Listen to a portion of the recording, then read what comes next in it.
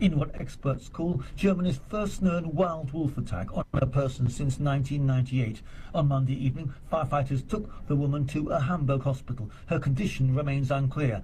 Experts believe the animal was a young wolf searching for a territory of its own that accidentally wandered into the city. Hamburg's regional government noted that wolves generally avoid contact with people and dogs, and the unusual urban environment would have been stressful. The case lands amid growing debate over wolf protection and livestock attacks. I'm Charles Dillethesma. King Charles is going ahead with his state visit to the United States later in the month. The trip comes amid calls for the ceremonial event to be called off because President Trump has repeatedly criticized the UK government for failing to support the Iran war. News and analysis, townhall.com. Consumer confidence edged a bit higher in March, despite soaring energy prices brought on by the war with Iran. The Conference Board says its Consumer Confidence Index rose modestly to 91.8 in March. That's up from 91 in February. The board said that while rising costs due to tariffs and spiking oil prices did not affect the top-line confidence reading, there was increasing pessimism in other measures in the survey. That includes expectations of higher inflation. 12-month inflation expectations surged to levels last seen in August of last year. Bob Agnew reporting. A federal appeals court has denied a request to reopen a criminal case against Boeing. It's tied to two fatal crashes of 737 MAX jets. Dozens of families of the 346 people killed in the crashes argued that the Department of Justice had failed to meaningfully consult them before reaching a deal last year with Boeing. More on these stories, townhall.com. It's the Michael Patrick Leahy Show, broadcasting live from downtown Nashville. Now, here's Michael Patrick Leahy. Well, good morning. Good morning to the John Fredericks Media Network. We are indeed broadcasting live from our studios in Nashville, Tennessee, while our good friend John Fredericks is on this bus tour of Texas. I think late March, early April. That's a great time to be in Texas. July, August, not so much. Well, it's time for the Morning Rundown, which is brought to you every weekday at this time by our friends at the Glock Store, theglockstore.com, located just a few miles from the airport, right here in Nashville, Tennessee. So here we go. Here's the Morning Rundown for Wednesday, April 1st, 2026. Oh my gosh, what a news day it is today. Number one, it is April Fool's Day, April 1st. But just so you know, I do not do April Fool's pranks at all. Why? I have a good reason.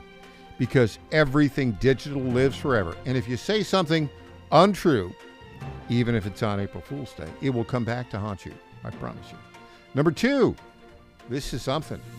For the first time in American history, a president, in this case Donald Trump, will be in attendance at the Supreme Court to hear oral arguments.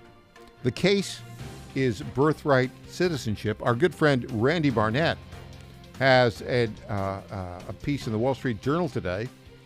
And Randy Barnett, professor of constitutional law at Georgetown University, says, yeah, the president has an absolutely correct case. The 14th Amendment does not allow for birthright citizenship for those who are foreigners who are basically born here in the United States. Number three, tonight, Donald Trump will address the nation at 9 p.m. Eastern Time. What a day for him. Big day. Likely on the topic of the war with Iran. He may say, we are withdrawing from NATO because our European, quote, allies have been worthless in the Iran situation. Less than worthless, I would say. Knowing Trump, my guess is he's going to give an update on the war, talk about the deadline there. I think he's going to give our European allies a deadline to come in and take control of the Straits of Hormuz, because the oil going through there is really for them and others, not for the United States of America. We'll see. Number four, more Trump. You can't believe this. A federal judge has ordered Donald Trump to stop building the White House ballroom. Because, nothing says an elected president of the United States like a left-wing Obama-appointed judge in the federal district court of the District Court of Columbia. Speaking of bad federal district court judges, number 5, a federal district court judge yesterday ordered Donald Trump to keep paying PBS and NPR because, we love our tax dollars going to left-wing lunatic news sites. Number 6, the NBA and now the NFL basically is punishing Christians for talking about their faith. Yeah, we'll talk about the NBA player from Chicago. He'll have a few words to say.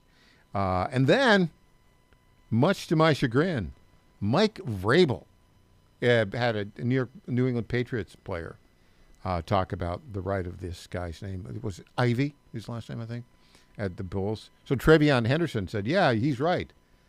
And Mike Vrabel, I didn't like what he had to say about his player.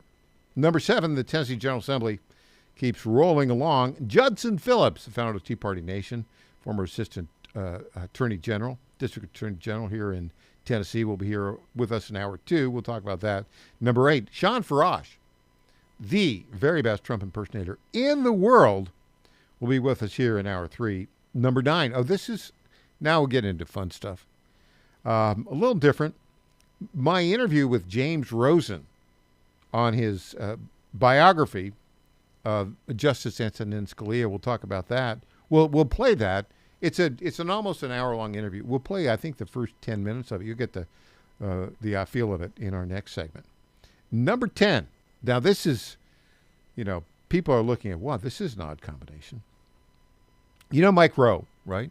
The skilled trades guy, Dirty Jobs, that guy. He got what? Pure Talk is he's doing some commercials for them. And BlackRock, talk about a weird marriage, if you will. BlackRock, these are the guys that Larry Fink runs them, and they manage $13 trillion of pension funds, et cetera. They've been promoting for like 6 or 7 years this DEI disaster, forcing Fortune 500 companies to do all this DEI stupid stuff. Well, guess what? BlackRock has sort of gotten a clue. And they said, no, let's shift from that. Let's talk about the need for skilled trades. And we've got some they had a conference in D.C. A couple of weeks ago. It hasn't got a lot of coverage, but we're going to cover that here at the bottom of this hour. And then number 11, Donald Trump signed an executive order limiting mail-in ballots. What a news day. Holy cow. Lots of stuff. That's the morning rundown, brought to you by our friends at the Glock Store. I want to talk about Lenny McGill, talk about skilled trades. There's a guy who, started doing the videos about Glocks 35 years ago or so. And then looked at Glocks and figured out, hey, we can make parts for Glocks. And he got CNC machines. These are computer numeric controlled machining, basically, to advanced machining. And he's got, like a dozen machines, CNC machines. And they design and make parts for Glocks. What a great American story. Well, Lenny, I go over to visit the Glock Store. It's a treat any day you go over there. But during their annual Nashville Open House, it is an event to remember. I've been lucky enough to have attended every one of the Nashville Open Houses. They are a blast. First, they have great speakers, including congressmen, senators, and, of course, yours truly. And all day long, free, open to the public raffle. It's likely the best in the country. Last year, they gave away over $25,000 worth of great gun gear, including 3 Glocks, one of which was a GS Custom worth over $2,000 this year. It's on Saturday, May 30th. Mark your calendars. The end of next month, May 30th. I urge all of my listeners here in Nashville on 760 AM WENO to save the date. And if you're listeners outside of Nashville, come on down. The Glock Store Open House, it's famous for people driving in from all over the country just for the open house. I mean, the cars there, the license plates, all over the country. That's the Glock Store's 6th annual Nashville Open House, Saturday, May 30th. I'll be there, and you should be there, too. So there you go. All right, let's go right now to some of these clips about the big news of the day. Let's talk about this. Clip 9. Trump says he's going to the Supreme Court today. The Supreme Court tomorrow is going to hear arguments about your executive order trying to get rid of birthright citizenship. And I'm going. You're going to go to the Supreme Court I think tomorrow. so. I do believe and just sit there and listen. Because I have listened to this argument for so long, and this is not about Chinese billionaires or billionaires from other countries who all of a sudden have 75 children or 59 children in one case or 10 children becoming American citizens. This was about slaves. And if you take a look, slaves, we're talking about slaves from the Civil War. And if you take a look at when it was filed, all of this legislation, all of this, everything having to do with birthright citizenship, it was at the end of the Civil War. The reason was it had to do with the babies of slaves and the protection of the babies of slaves. It didn't have to do with the protection of multi-millionaires and billionaires wanting to have their children get an American citizenship. It is the craziest thing I've ever seen. It's been so badly handled by legal people over the years. If you look at the original birthright citizenship papers, they all happened right after the Civil War. The reason was it had to do with the babies of slaves. And hopefully it's going to say, because our country is being scammed. Yeah, and on that note, the argument that he made is the same argument that our friend Professor Randy Barnett makes in the Wall Street Journal today. And that argument is not an April Fool's argument. All right, when we come back, my interview, the beginning of my interview with James Rosen, the great conservative journalist, about his book on Antonin Scalia, the great Supreme Court Justice.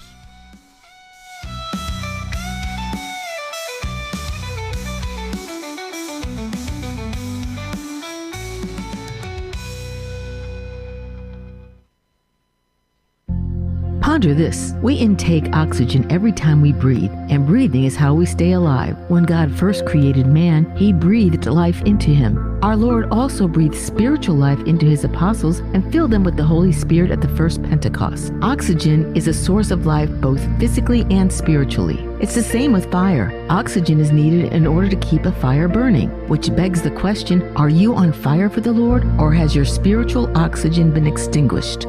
To answer this, we must go to the source. The source of our spiritual oxygen is the Lord himself. Without him, there is no life within us. Those are his words, not mine. We are called to tap into this life source by baptism, daily prayer, and receiving the sacraments, especially Holy Communion if you are a Catholic, in the state of grace. If we tap into this life source every day, our lives will be filled with the love of the Lord, our spiritual oxygen. I'm Susie Kelly, and I am passionately Catholic. Washington is wasting $500 million every year on a federal supervision system that doesn't work. Probation officers are overwhelmed. Resources are going to people who pose zero threat, while actual dangerous individuals slip through the cracks. The Safer Supervision Act stops the waste and refocuses every dollar on protecting families from harm. President Trump's own pollster found about 80% of Trump voters want this fixed. It's time for Congress to get this done. Stop the waste. Protect our communities. Visit safersupervision.com. Paid for by the Reform Action Fund. What if you had a plan to build income outside your job?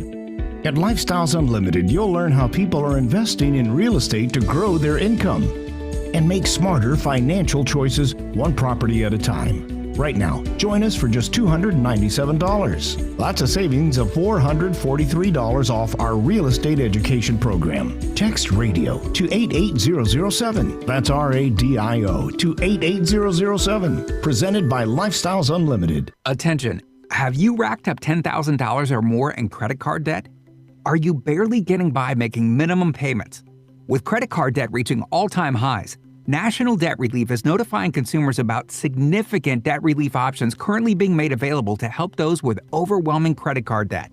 These options may reduce a large portion of credit card debt for those who qualify. You don't need to declare bankruptcy or take out a consolidation loan, and you may only have to pay back a fraction of what you owe, even if you have bad credit. National Debt Relief has already reduced the credit card debt for more than 550,000 consumers, so don't wait. If you owe $10,000, $20,000, or even $100,000 in credit card debt, you can now take advantage of this financial debt relief as the cost of living continues to skyrocket. To check what debt reduction you may qualify for, call 800-690-6464. That's 800-690-6464. Again, that's 800-690-6464. Congratulations to my friend Michael Patrick Leahy on 9 years of journalistic excellence. I'm Lenny McGill, owner and founder of the Glock Store here in Nashville, Tennessee, and a proud sponsor of Michael Patrick Leahy's Tennessee Star Network for over 5 years. When we started, he was on just one local station. Now, he's on 20 stations. His motto, find the truth and report it. And as long as he sticks to that, we'll stick to being a sponsor. And next year, Michael, let's have a party for you right here at the Glock Store. This is State Senator Mark Pody. Government is limited to what it is supposed to do. One of the things that is critical that we're supposed to be working on is transportation. Here in Middle Tennessee, our roads need more help. As your state senator, we are focused on getting more money reoccurring without a new tax increase for our roads here in Tennessee. This is State Senator Mark Pody.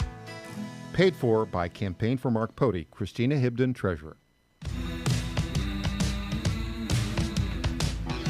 Welcome back to the Michael Patrick Leahy Show. Now, here's Michael Patrick Leahy. Welcome back to the Michael Patrick Leahy Show. Well, we've launched a podcast videocast called Michael Patrick Leahy Interviews. Our first episode was actually back in, I think, September with Tennessee Attorney General Jonathan Skrmetti. And now we have geared up. We're going to be producing these and publishing them about once a week or so. And our second episode, our kind of on the relaunch of Michael Patrick Leahy Interviews, was with James Rosen. We released it yesterday. I'm going to play the beginning of it here in this segment so you'll get an idea about it. You can also watch Michael Patrick Leahy Interviews. We post it on my X account, Michael P. Leahy. Also, it's going to be up on Tennessee Star, TennesseeStar.com, and my website, michaelpatrickleahy.com. Just click on Michael Patrick Leahy Interviews. And these are all long-form, about an hour-long interview where we get in depth and we ask really interesting questions and we get really interesting answers. And so our second episode, which we released yesterday, Michael Patrick Leahy interviews the great James Rosen, conservative journalist whose mentor was William F. Buckley Jr., written many books. You know him from Fox News, and now he's the Washington correspondent for Newsmax. Without further ado, here is episode 2 of Michael Patrick Leahy Interviews James Rosen on his new biography of the great Justice Antonin Scalia.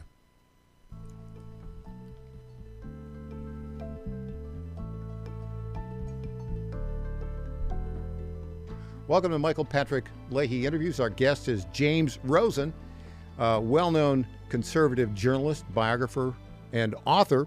He was born in 1968 in Brooklyn, New York. As a young boy, he moved to Staten Island with his family. 1986 graduate of Susan E. Wagner High School. Went to Johns Hopkins University for undergrad and then got a master's degree in journalism from Northwestern. Went into local television. He was with WREX-TV in Rockford, Illinois as a news anchor, then went to News 12 in the Bronx, WWR-TV in New York City. In 1999, he joined Fox News, where he was there for 19 years as a Washington correspondent. Went to Sinclair, and then I think since 2021, has been the chief Washington correspondent for Newsmax. His books are numerous. He wrote the only biography of John Mitchell, former Attorney General, The Strong Man, John Mitchell and the Secrets of Watergate, published in 2008. He's a very persistent guy. It took him 17 years. It's a great book. He also wrote Cheney One-on-One and A Torch Kept Lit, Great Lives of the 20th Century, a collection of essays by William F. Buckley Jr., and he was a friend, and I guess William F. Buckley Jr.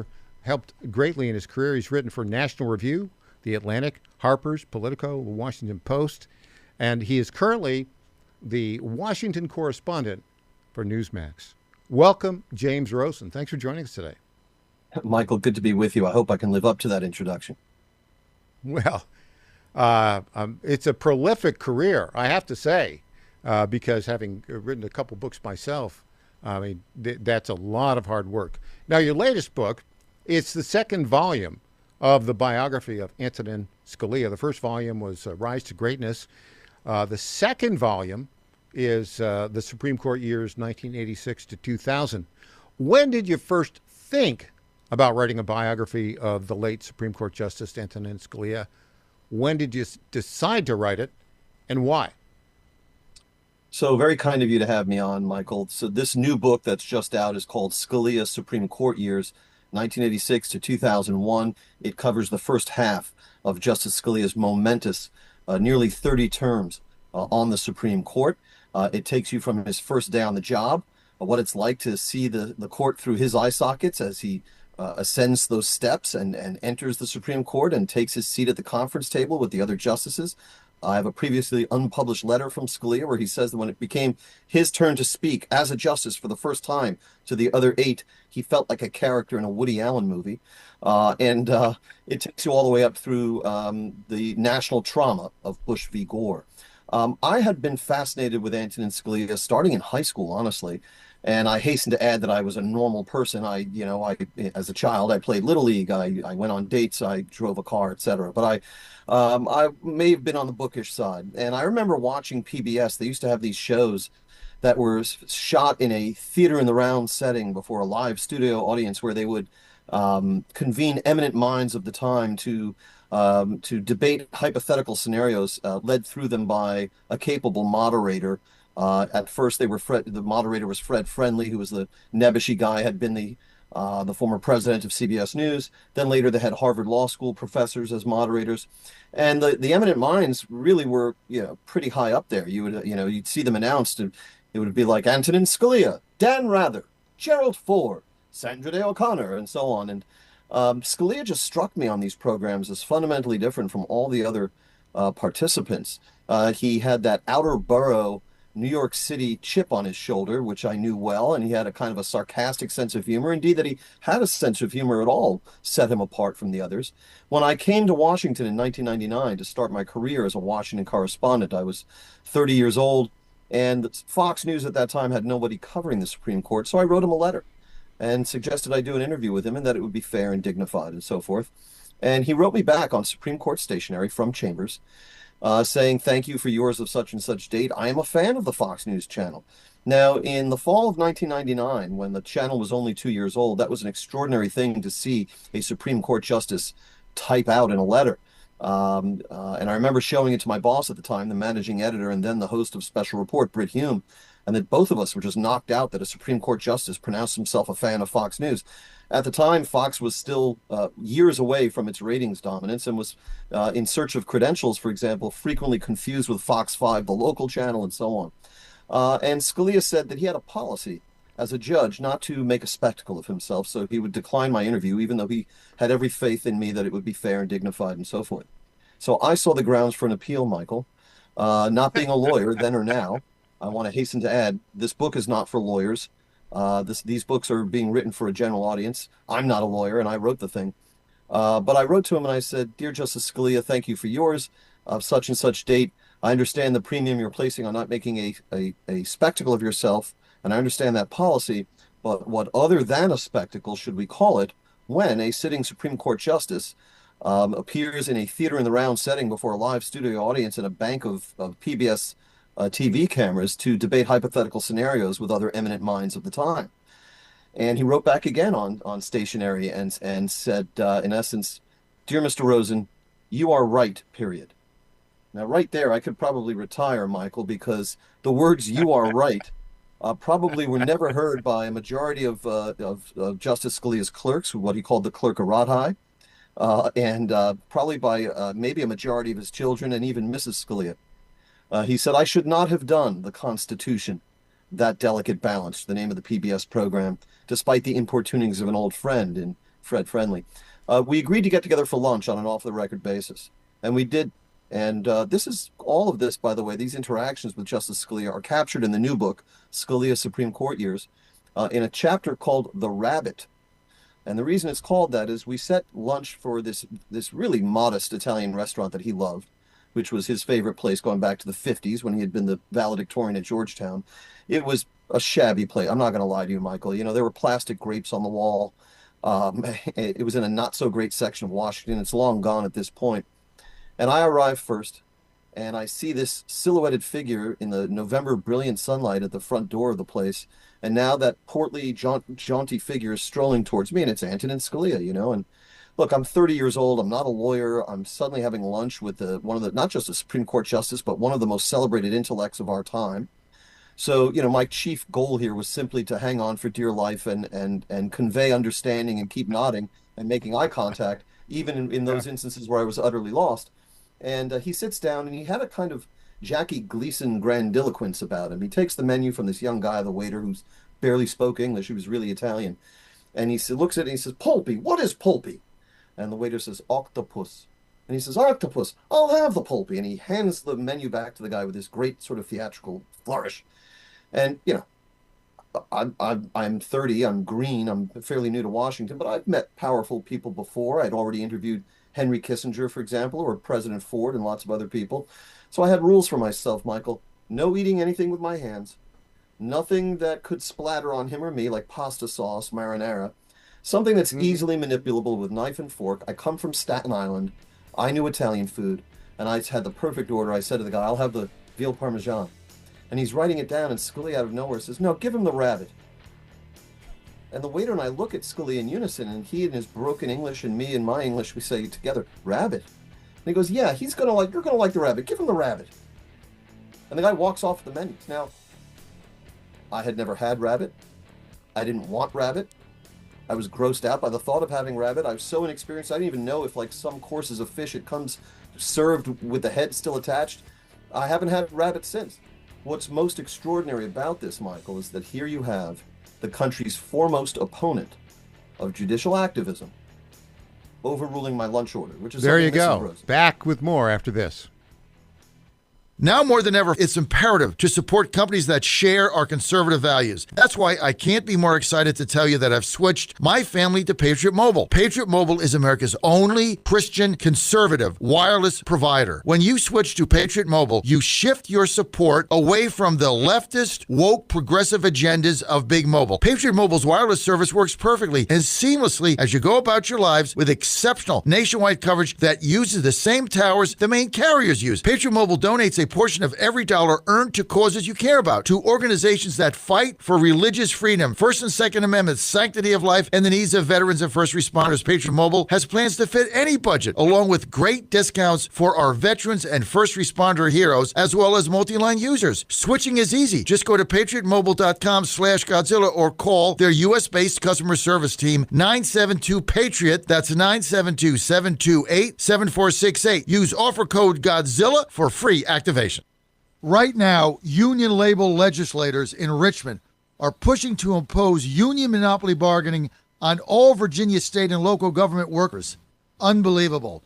That will cost taxpayers billions while reducing state and local government's flexibility to deliver services to constituents efficiently. In fact, years ago, the Heritage Foundation, they found that government monopoly bargaining in a state cost a family of four $3,000 in increased taxes per year. Let that sink in. $3,000 a year. Tell your legislators and Governor Spanberger in Virginia to oppose union monopoly bargaining over state and local government workers. Protect yourself, protect your paycheck, protect your money. Sign the petition. Go to VirginiaRightToWork.com. That's VirginiaRightToWork.com. VirginiaRightToWork.com. VirginiaRightToWork.com. This message paid for by the National Right to Work Committee. End the madness. Bad decisions limit future options. Make enough bad decisions and you will destroy your life. Listen to The Flatline with your host, Rick Hughes, every Sunday morning on the John Fredericks Radio Network. The Flatline describes a main line of resistance in your soul, built on God's Word. Join us every Sunday morning for 30 minutes of inspiration, motivation, and education, all without manipulation. That's The Flatline with Rick Hughes, heard here every Sunday at 8:30 a.m. on the John Fredericks Radio Network. Lifestyles Unlimited is a real estate education group that gives you the roadmap and resources to start building income through real estate. You'll learn practical strategies for using investment properties to create extra income and make informed decisions, one step at a time. Join today for just $297. That's a 60% savings off the regular price of our real estate education program. Text radio to 88007. That's RADIO to 88007. Presented by Lifestyles Unlimited. My fellow Americans, I have to tell you about my good friends at D.T. McCall & Sons. They have furniture and appliances and a lot more. They've been family-owned in Middle Tennessee for over 100 years, and they're not going to rip you off. No hidden charges, no delivery charges, no charges for all of the crazy things. These are sick people at the lumber yards. These are very sick people. They charge you for cords and hoses and haul off. They charge you for all of these things. They call them hidden charges. It's the type of surprise that you don't want to see. It's like an October surprise, but it's worse. D.T. McCall & Sons, they're not going to do that. They're great people. They're going to give you a great deal. With locations in Lebanon, Carthage, Lafayette, Cookeville, and Franklin, D.T. McCall & Sons will give you the deal of your life. Check them out today or go to dtmccalls.com. Impersonator not endorsed by Donald Trump. Welcome back to the Michael Patrick Leahy Show. Now, here's Michael Patrick Leahy. Welcome back to the Michael Patrick Leahy Show. Just to wrap up our previous segment, my complete interview with author James Rosen, the Washington correspondent, chief Washington correspondent for Newsmax, is now up on my X feed. It's about an hour long. It's a fascinating interview, very entertaining. We played about a 10-minute clip there. Over the course of the next week, we'll be playing more of James Rosen. And you really find it interesting. You'll be able to find that also. We're about to post that up, I think, later today on michaelpatrickleahy.com. You just click on, you see to the right, Michael Patrick Leahy interviews. And then we'll have it on Tennessee Star. And I think it'll be up on our YouTube channel and our Rumble channel and all the various news outlets. So James Rosen, great. By the way, later today, we have a series of 1-hour interviews with James Rosen. Later today, we'll be publishing our next episode of Michael Patrick Leahy Interviews. We'll be talking about his biography of John Mitchell, the Attorney General of the United States, who went to prison as part of the Watergate issue. And it's fascinating. And then James talks about his new breaking story about some of the information and the Joint Chiefs of Staff skullduggery against Nixon during that time period, his New York Times piece. We'll have that. And then we have a third interview, which is the fun interview, about James and his interest in the Beatles, which is fascinating since the Beatles, broke here in the United States in 1964, and James wasn't born until 1968. So we'll find out why he is so fascinated with the Beatles. So there you go. Okay, before we get to the micro discussion on skilled trades and the strange bedfellows, if you will, of BlackRock and Mike Rowe, we've got to get to a couple of breaking stories. I mean, this is, you have slow news days. None of this is April Fool's, by the way. This is all real news. But this is perhaps one of the biggest news days in the past, several months. Of course, with Trump, everything happens all the time. So this morning at, I think it was 8:40, how long ago was this? Yeah, it was about 2 hours ago at 8:44 Eastern Time. He put out this tweet at Truth Social. Iran's new regime president, much less radicalized and far more intelligent than his predecessors, has just asked the United States of America for a ceasefire. We will consider when, here's the condition, Hormuz Strait is open, free, and clear.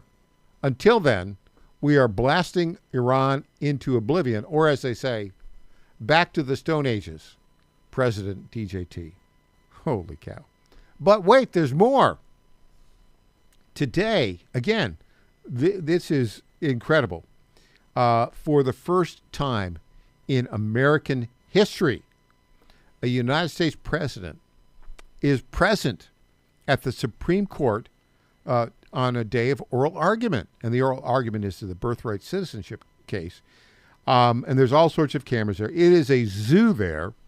You've got some flags from some lefty nutcases there. Trump's bad, et cetera, et cetera.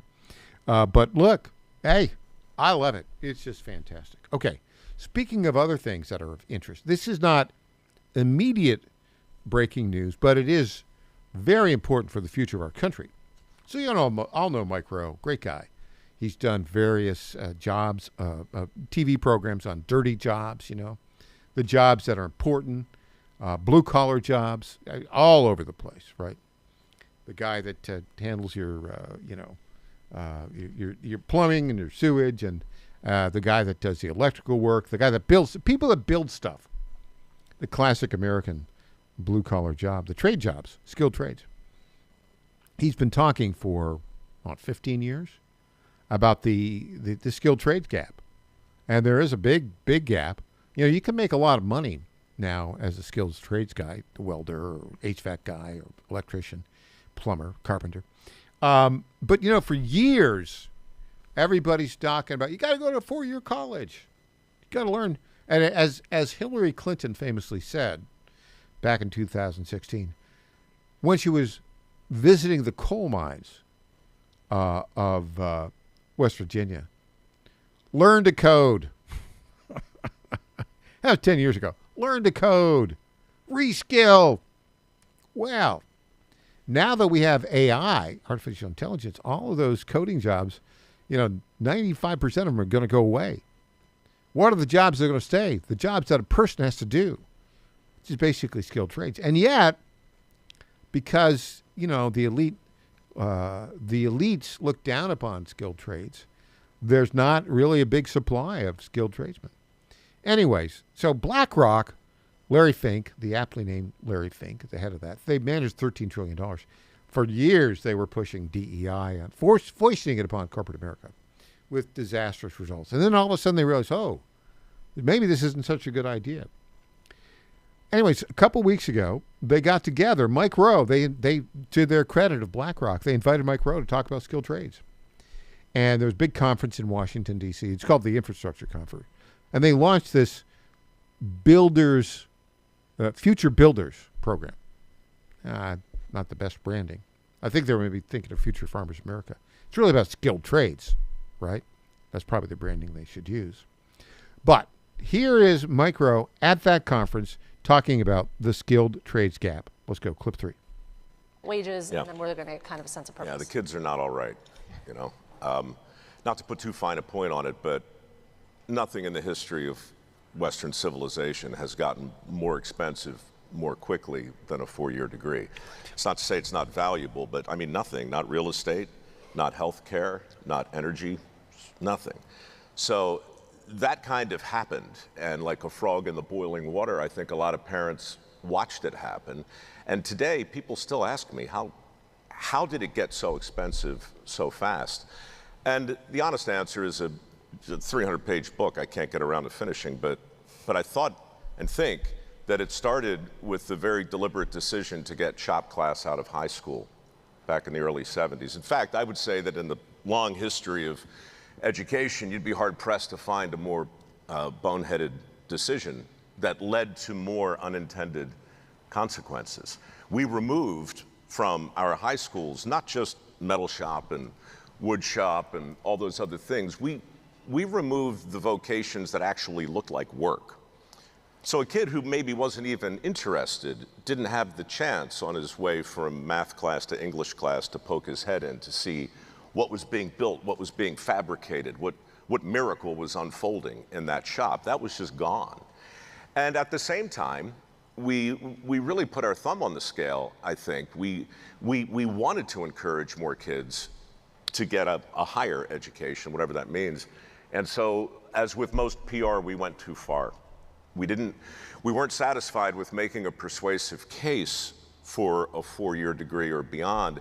We had to say, if you don't take that path, you're screwed. You're going to wind up turning a wrench. You're going to wind up with some vocational consolation prize, right?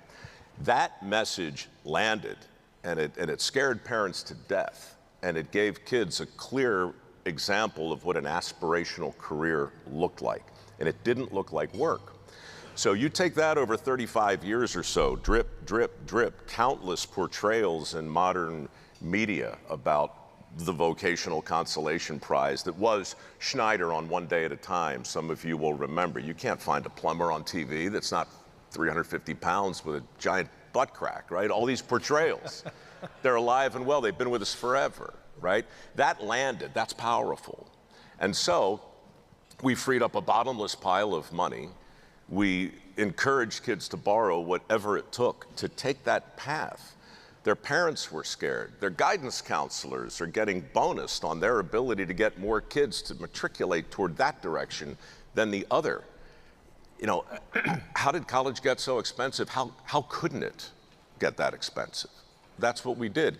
And so today, $1.7 trillion in student loans currently on the books, most of which is not held by trade school graduates, 7.6 million open positions, many of which are in manufacturing and the trades.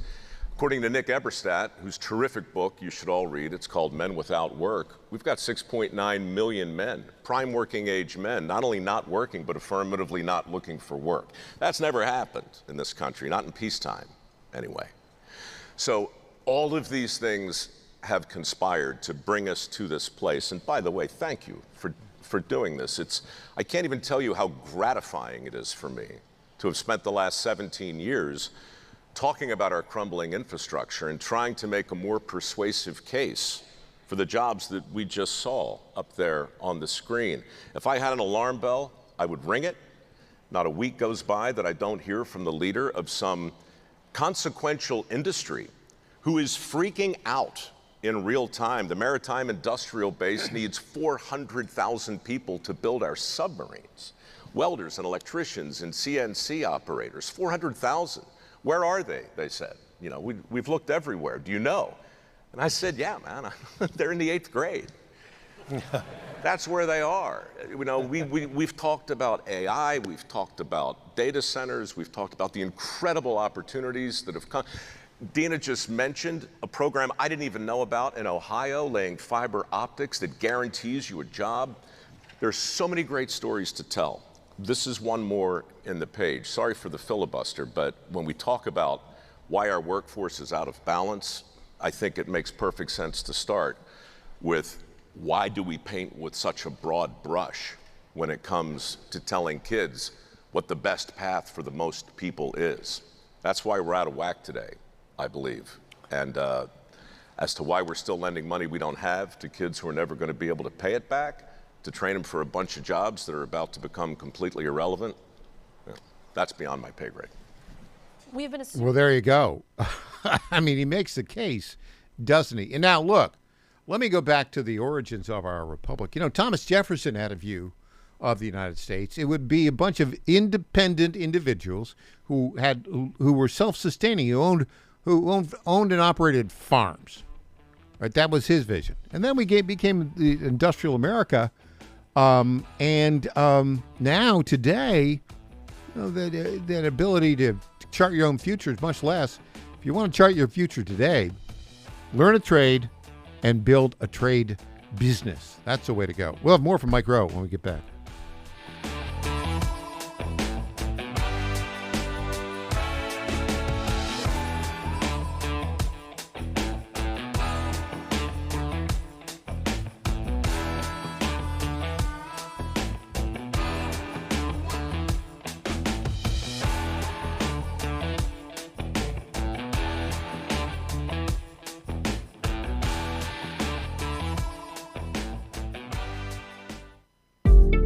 Is a record player the best way to listen to music? Of course not. So why are you still taking vitamins in pill form that haven't been upgraded since the 1930s? Even if you don't have trouble swallowing, most vitamins in pill form can't be absorbed very well. It's time to upgrade to the pill-free future of vitamins. Advanced nutrition company, Healthy Cell, created a patent-pending ingestible gel that is clinically proven to have 265% the absorption rate of tablets. These physician-formulated supplements come in a small gel pack. You tear off the top and shoot it down. You can also mix it in water. They taste great, they're convenient on the go, and they're more natural too, without chemical binders, fillers, and coatings. Go to HealthyCell.com and use code GODZILLA for 20% off your first order of any product. That's HealthyCell.com. HealthyCell.com. Did you ever stop and think, why do the wealthy pay less taxes than we do? One reason, they take full advantage of the IRS tax code. Today's tax code is over 2 million pages. Who can read that? Remember the 2016 debate with Hillary Clinton? When asked why he doesn't pay more taxes, President Trump had the perfect answer. He said, if you don't like the current tax code, change it. I follow the very laws that you wrote. That's where Julio Gonzalez and his company, Tax Engineered Services, comes in. Julio's team looks at your taxes after they're done, but before you file them with the IRS. He doesn't get between you and your accountant. He reviews your taxes, makes his recommendations, and only gets 5 to 10% of what he saved you. No money up front, no cost. It's tax literacy for MAGA. He also sees what grants you may qualify for. For more information, text ETS to the number 26786. That's ETS to 26786. Text now. Bad decisions limit future options. Make enough bad decisions and you will destroy your life. Listen to The Flatline with your host, Rick Hughes, every Sunday morning on the John Fredericks Radio Network. The Flatline describes a main line of resistance in your soul, built on God's Word. Join us every Sunday morning for 30 minutes of inspiration, motivation, and education, all without manipulation. That's The Flatline with Rick Hughes, heard here every Sunday at 8:30 a.m. on the John Fredericks Radio Network. President Trump is already transforming Washington, D.C., making it the safest, cleanest, and most beautiful city in the world. But we need fighters on the ground to keep it going. I'm John Fredericks, and I'm running for chairman of D.C. GOP Ward 2 to make sure Trump's vision for this city becomes a reality. Safe streets, clean neighborhoods, and yes, rat-free. Go to MakeDCGreat.com. That's MakeDCGreat.com right now and send a donation. Let's finish what President Trump started. Donation limit $200. I'm John Fredericks, and I paid for this ad. Congratulations to my friend Michael Patrick Leahy on 9 years of journalistic excellence. I'm Lenny McGill, owner and founder of the Glock Store here in Nashville, Tennessee, and a proud sponsor of Michael Patrick Leahy's Tennessee Star Network for over 5 years. When we started, he was on just one local station. Now, he's on 20 stations. His motto, find the truth and report it. And as long as he sticks to that, we'll stick to being a sponsor. And next year, Michael, let's have a party for you right here at the Glock Store.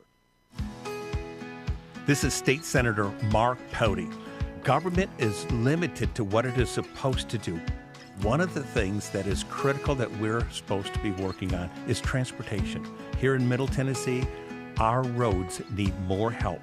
As your state senator, we are focused on getting more money reoccurring without a new tax increase for our roads here in Tennessee. This is State Senator Mark Pody. Paid for by Campaign for Mark Pody, Christina Hibden, Treasurer. Welcome back to the Michael Patrick Leahy Show. Now, here's Michael Patrick Leahy. And welcome back to the Michael Patrick Leahy Show. Okay, we're talking about this strange bedfellows. BlackRock, Larry Fink, the aptly named Larry Fink, who spent, I don't know, almost a decade forcing Fortune 500 companies to do all this DEI junk. They call it ESG, environment, social governance. It's junk. It's destructive. But all of a sudden, a light bulb went off in his head. And he said, maybe I'm not so right about it. Maybe it was Donald Trump getting elected. I don't know what it was. But it's a good thing. Because now they set up this foundation at BlackRock, and they've got $100 million that they're using to promote skilled trades.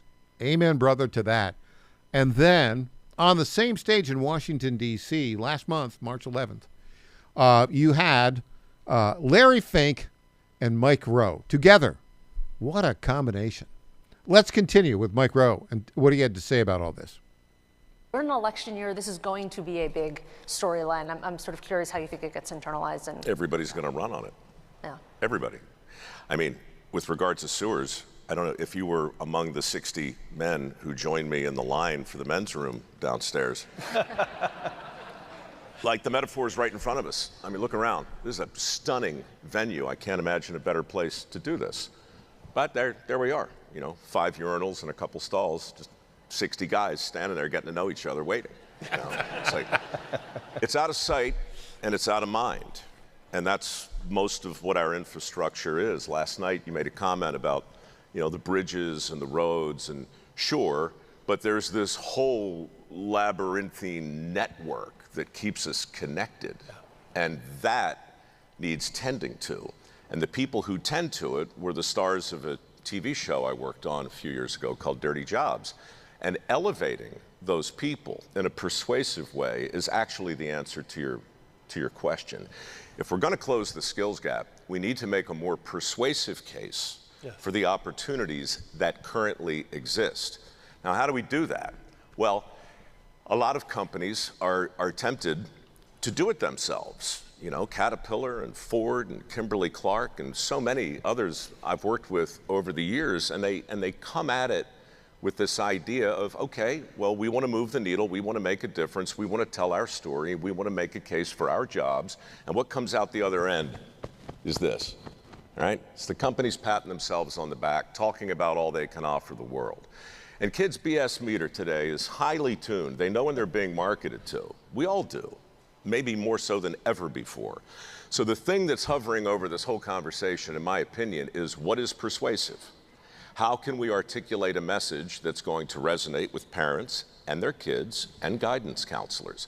Are those posters persuasive? Maybe, maybe. Like, there are a lot of ways to come at it. And I think, my foundation functions mainly as a scholarship fund. We award work ethic scholarships. And if you're looking for a silver lining in all this, by the way, we've been at it 17 years. This year we got 10 times the applicants than we did last year. Plumbers, steam fitters, pipe fitters, welders, shipbuilders, HVAC techs, 2-year schools. That's my jam, right? This year, we're going to lean into that harder. But to your point, Liz, I also want to do a better job in tapping the country on the shoulder, right? Hi, America, it's me again. Get a load of what BlackRock is doing. It's $100 million. This is why it matters. Guess what's going on up in Ohio? I'd ask Dina McCormick to elaborate on that because it matters. What's going on at Palantir? This is amazing. I mean, Alex Karp might look like a mad scientist, but he's doing something brilliant over there. He's taking kids straight out of high school, like 30 of them in this meritocracy program. And he's teaching them liberal arts in Palantir, like he's putting them through a Western Civ course. At the same time, he's taking them out into the field and putting them to work on these big consequential engineering projects and teaching them a skill. 2 years from now, these kids are going to be making $300 grand with no debt at all, working for a consequential company. So I think it's really incumbent on all of us to do a much better job in explaining the various and disparate ways that this skills gap has to close. You guys are big, but you can't do it alone. You're macro, I'm micro. And in between, that's not bad, but in between, a lot of other companies and a lot of other foundations and a lot of other consortiums are wrestling with this same problem. And the only way we're going to solve it is if we get this rising tide. I thought when I think Carol was talking earlier at UPS, they're dealing with the same drama as FedEx, a shortage of truck drivers. To elevate that trade, it's only a matter of national security. We got to do it. I reckon later this year, maybe sooner, we'll start to see competitors coming together to talk about this issue. Home Depot is doing some incredible things to reinvigorate the trade. So is Lowe's. And we've got much more, Mike Rowe. We can't cover it all today, but here's a key point. Yeah, they're in 8th grade, says Mike Rowe, but if they don't know how to read, if they don't know how to write, if they can't spell and they don't understand math, they're not prepared to do it. Last point, if you're a high school kid today, don't go to Harvard as I did. Sign up to be part of the Palantir program. That's the way to go. Back with the great Judson Phillips after this.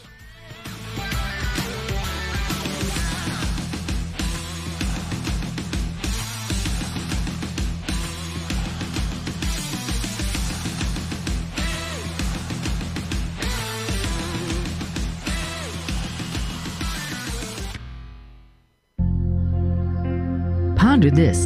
Imagine for a moment that you are lying on your deathbed. This is a great exercise to do each day in preparation for your very last day on earth. Think about the tests you've ever taken, the job interviews you've had, and the many life celebrations you've been a part of. In all of these cases, preparation makes for successful outcomes. The same is true for dying. We must prepare every day for the day we are to die, in case today might be our last. Make sure you are right with the Lord first and foremost. If you are a Catholic, make sure you are in the state of grace by receiving the sacrament of confession often. Next, make sure you are right with your family, friends, and all those who are in your world. Apologize to those who have offended you and mend relationships that need healing. Make each day a preparation for your last day on earth, because it just may be. I'm Susie Kelly, and I am passionately Catholic. Do you think workers in Virginia should be forced to pay union dues and fees just to get or keep a job? For 80% of Virginians, the answer is no. That's why Virginia's right-to-work law is so popular. Unfortunately, special interest lobbyists in Richmond are seeking to repeal right-to-work in Virginia. With the General Assembly back, it is vital to tell your legislators and Governor Abigail Spanberger to oppose forced unionism and protect right-to-work in Virginia. Sign your petition today at virginiarighttowork.com. That's virginiarighttowork.com. The National Right to Work Committee paid for this ad. John Fredericks loves his radio and TV audience, but did you know how to follow the Godzilla of Truth wherever you go? Download the John Fredericks Radio Show app to listen live nationwide. For the daily chit-chat, Trucking the Truth, download the Getter app and join the morning fun on Getter Live from 6 to 10 a.m. Follow John Fredericks on Getter, Truth Social, or Twitter at JF Radio Show. WJFN, Goochland, Bon Air, Chester, 100.5, 107.7, 92.7 FM, AM 820, and WJFB, Portsmouth, AM 1650. Breaking news this hour from Town Hall. I'm Rich Thomason. As the Supreme Court listens to arguments on birthright citizenship, which it is doing now, President Trump is there. He's attending those arguments in person. The Iran war will be the topic of this evening's presidential address from the White House. President Trump told reporters he sees an end to the U.S. war effort against Iran. I think with 2 or 3 weeks, we'll leave. Because there's no reason for us to do this. He was asked about the war's impact on Americans, especially at the gas pump. And we're $4, yeah, and we have a country that's not going to be throwing a nuclear weapon at us in 6 months. But Americans are feeling the effects in the interim. And they're also feeling a lot safer. What is the plan to bring them back down? All I have to do is leave Iran, and we'll be doing that very soon, and they'll become tumbling down. Ben Thomas, Washington. Our White House correspondent Greg Clugston will anchor the president's address to the nation live tonight on many of these same stations. Americans loosened the purse strings in February. Retail sales have increased, but the impact of the Iran war threatens to derail spending. The Commerce Department says retail sales rose 0.6% in February after dropping 0.1% in January. But there is a concern that Americans, already squeezed by years of elevated inflation, will cut spending because of higher gas prices. The average price per gallon jumped another 4 cents overnight and is now $4.06 a gallon. The price has increased more than $1 a gallon since the start of the war. I'm Mike Hempen. If all goes according to plan, NASA's Artemis II lunar mission will blast off this evening. 4 astronauts will zip around the moon without landing or even orbiting before they head back home. On Wall Street this morning, stocks sharply higher. The Dow is up 407 points. The Nasdaq ahead 307. More on these stories at townhall.com. Just hearing the word IRS can make people break out in a cold sweat. No one wants to deal with the IRS, and now you don't have to. The good news is Legal Tax Defense has been successfully negotiating with the IRS for more than 15 years. It doesn't matter how much you owe, whether it's $5,000 or $5 million. You deserve the best in the business on your side, and that is Legal Tax Defense. Even if you're working with someone else and just want a second opinion, there is no cost or obligation to call. They can prevent levies, liens, wage garnishments, even file back tax returns. And the best news about Legal Tax Defense is they won't take your case unless they know they will reduce or eliminate your tax debt. Call Legal Tax Defense right now for a free, no-risk consultation. 800-292-7875. 800-292-7875. You have nothing to lose but everything to gain. 800-292-7875. A one-time American diplomatic outpost in Iran has not escaped the ravages of war. An airstrike in Iran's capital, Tehran, appears to have struck inside the former U.S. embassy. Footage released by state media showed smoke rising and aftermath, and witnesses saw blown-out windows surrounding the massive compound on Tehran's Telegani Street. However, there was no missile strike visible. Witnesses think the strike happened inside the sprawling complex. The embassy is being controlled by Iran's Revolutionary Guard since the 1979 hostage crisis. Its all-volunteer Basij force operates there, running an anti-American museum and having different operations on its grounds in newer buildings. I'm Charles Villatesma. A Russian military plane has crashed in Crimea, killing 6 crew members and 23 passengers on board.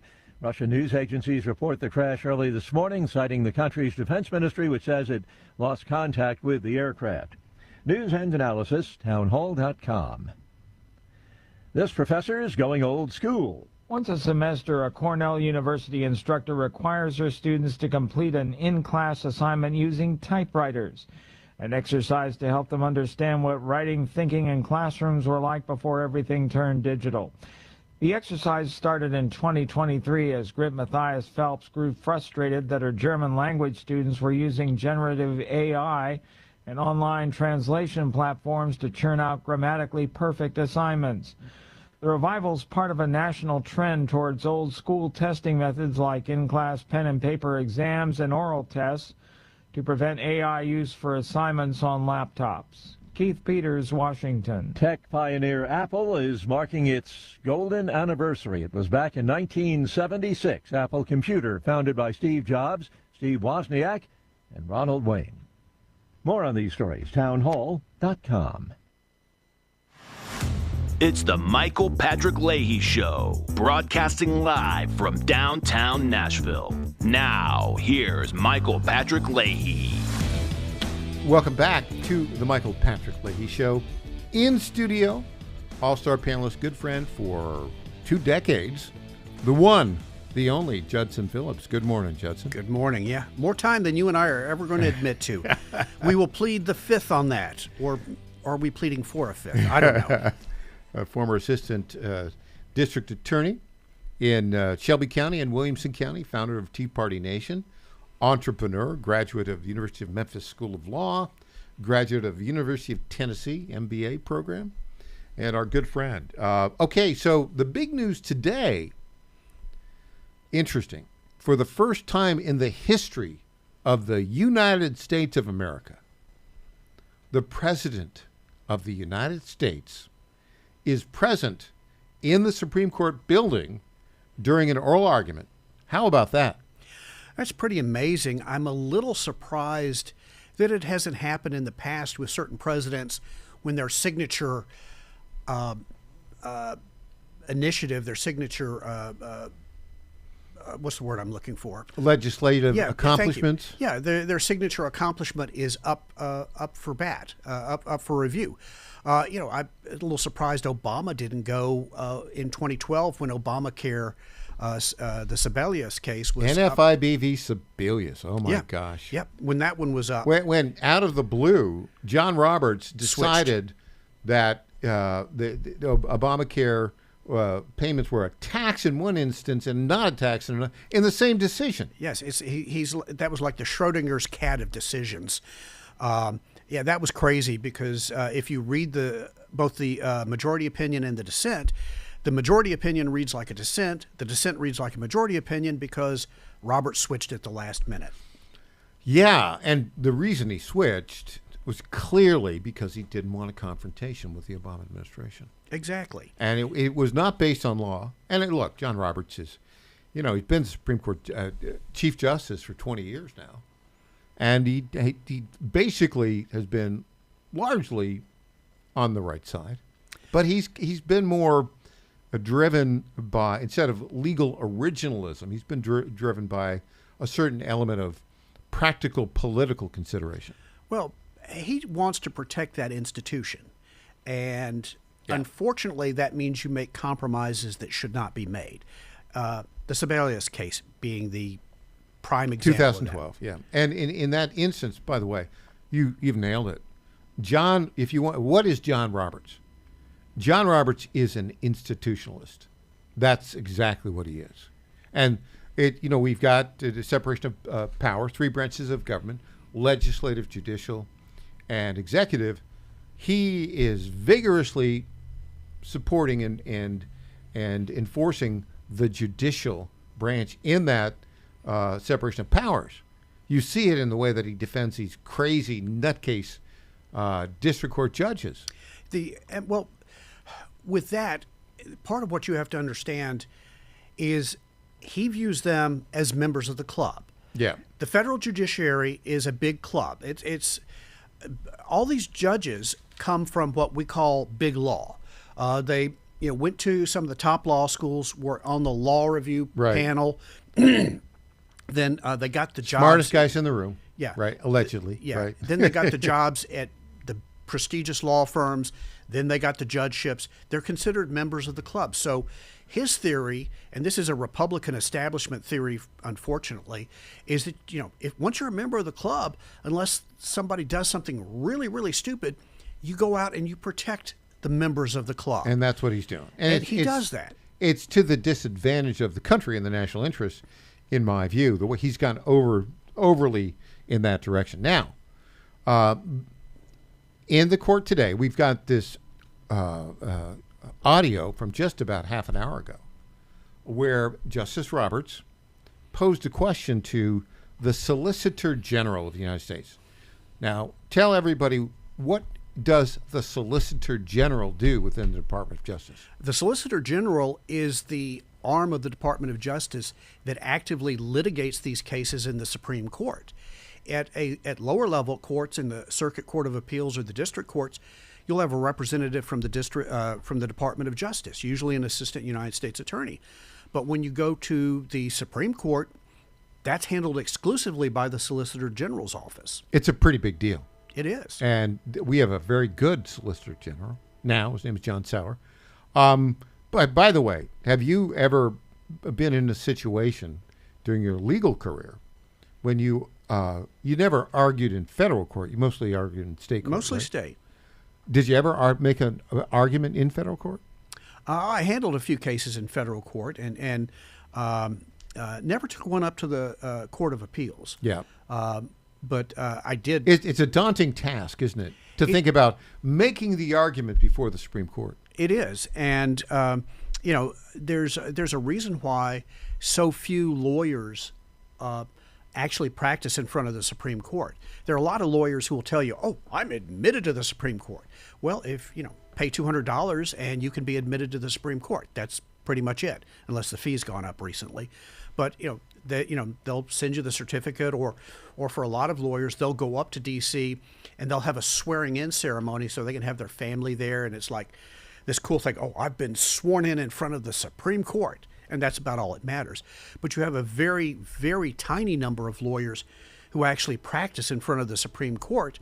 And with at least one exception of the current panel of the Supreme Court, you're dealing with some people who can be pretty intimidating, who can be pretty intelligent. Yeah. So, for instance, let's raise that.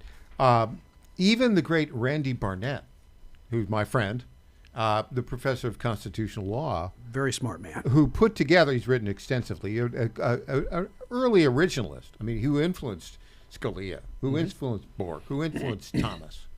that guy.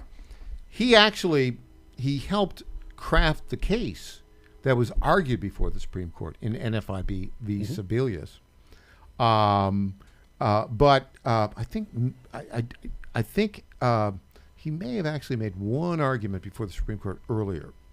But even he has said it is a daunting task. And Randy Barnett's one of the smartest guys I've met. Yeah. And you and I can sit here in our studio and say, well, Robert's got this wrong. Robert's got this wrong. But these are really sharp people. I mean, you don't get to the Supreme Court with one exception. Yeah, with one exception. Unless you're, really smart. Well, maybe more than one exception. Maybe two, but not more than two. Yeah. But, excuse me. But here's the thing with the Supreme Court justices. They don't just show up and go, okay, it's Wednesday. I take a quick look at this file and let's roll. There's a lot of filings that have to occur before it gets to a Supreme Court argument. You've got the appellant's brief, that's the party that's appealing, the appellee's brief, the party that's on the other end of the appeal. In a case like the one we have today, I don't know how many amicus briefs are filed, but there's a bunch of them. And the Supreme Court justices each have 4 law clerks. And I can guarantee you, each one of those law clerks spent a lot of time preparing proposed questions for the justices to ask the Solicitor General and the attorney on the other side on today's argument. And if you've ever, my bread and butter was working in the trial courts, but I did a few appeals in the state level, and it can be intimidating when, you've got your appeal rehearsed, you've got what you're going to say rehearsed, and you're talking to the, in my case, it was mostly 3 judge panels, and then one of them pops up with, they'll interrupt you, and pops up with, okay, sir, what about this? And you go, what are you talking? I can't remember that case. Well, It's just like, sometimes I want to look at these people, and of course you couldn't do this, or you can't do this, but sometimes you want to look at them and go, where did that come from? Yeah. Well, you could say that, but that wouldn't go well. No, because they're the ones that make the decision. Okay, when we come back, we're going to hear the question posed to the Solicitor General by Chief Justice Roberts, and then we'll get into the details of this case. And I think we have different views on where the Supreme Court will end up on the birthright citizenship case. Back after this.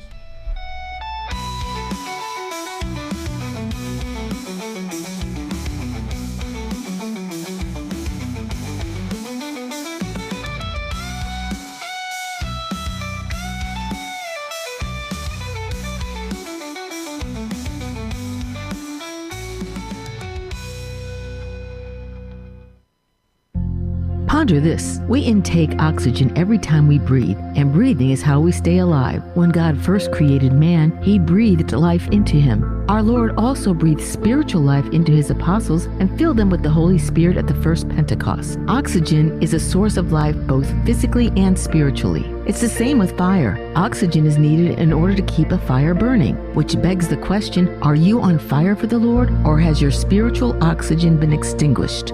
To answer this, we must go to the source. The source of our spiritual oxygen is the Lord himself. Without him, there is no life within us. Those are his words, not mine. We are called to tap into this life source by baptism, daily prayer, and receiving the sacraments, especially Holy Communion if you are a Catholic, in the state of grace. If we tap into this life source every day, our lives will be filled with the love of the Lord, our spiritual oxygen. I'm Susie Kelly, and I am passionately Catholic.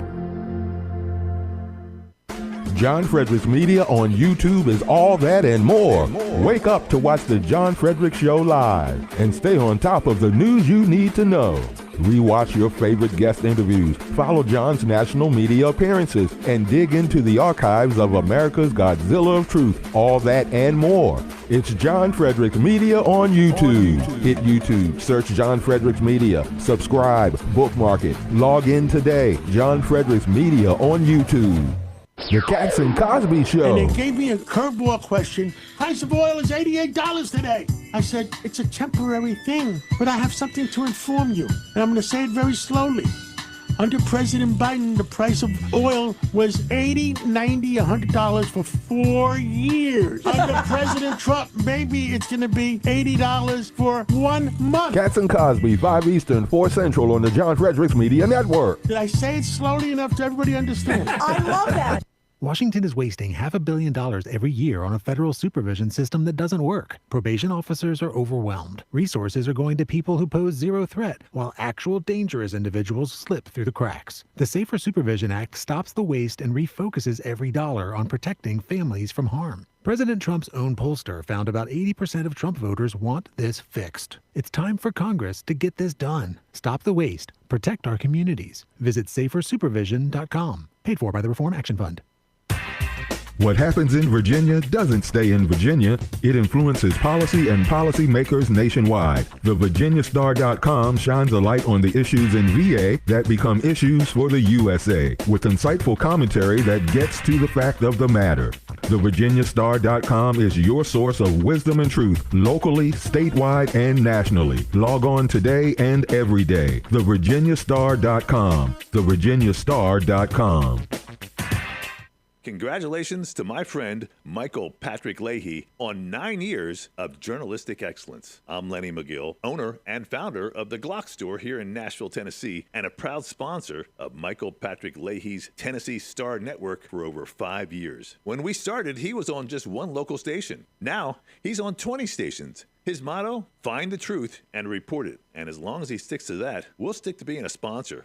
And next year, Michael, let's have a party for you right here at the Glock Store. This is State Senator Mark Pody. Government is limited to what it is supposed to do. One of the things that is critical that we're supposed to be working on is transportation. Here in Middle Tennessee, our roads need more help. As your state senator, we are focused on getting more money reoccurring without a new tax increase for our roads here in Tennessee. This is State Senator Mark Pody. Paid for by Campaign for Mark Pody, Christina Hibden, Treasurer. Welcome back to the Michael Patrick Leahy Show. Now, here's Michael Patrick Leahy. Welcome back to the Michael Patrick Leahy Show. Okay, Donald Trump making news like 3 or 4 major stories today. The current one is he's sitting in the audience in the Supreme Court as oral arguments are being heard. Holy cow. Now, never in American history. Never. I'm glad he's doing that, and part of it is a little bit of political pressure, because I think you and I will break this down in a minute, kind of where we think this is going. But there's a squishy middle in the Supreme Court, and his presence may help sway that a little bit. We're talking Amy Coney Barrett, Brett Kavanaugh. No. No. All right. John Roberts. Yeah. Real quick, here's how I think it breaks down. William O. Douglas, late far left Supreme Court justice, used to have this thing he called the Rule of 5. And it's kind of obvious. 9 Supreme Court justices. If you want your side to win, you got to have 5 people who sign off on the opinion. And one of the things people don't know about the Supreme Court, it's not just they vote yes or no and then that's the end of it. They vote yes or no. One justice is assigned to write a majority opinion, and then any other justice who wants to can write a minority opinion. But you have to write an opinion that whoever's in the majority has to write an opinion that 4 other justices will sign off on, and periodically they don't, like the Sebelius case in 2012. But here's how I think it breaks down. You've got the 3 liberal judges who are going to justices who are going to vote to uphold birthright citizenship. We don't even have to think about that.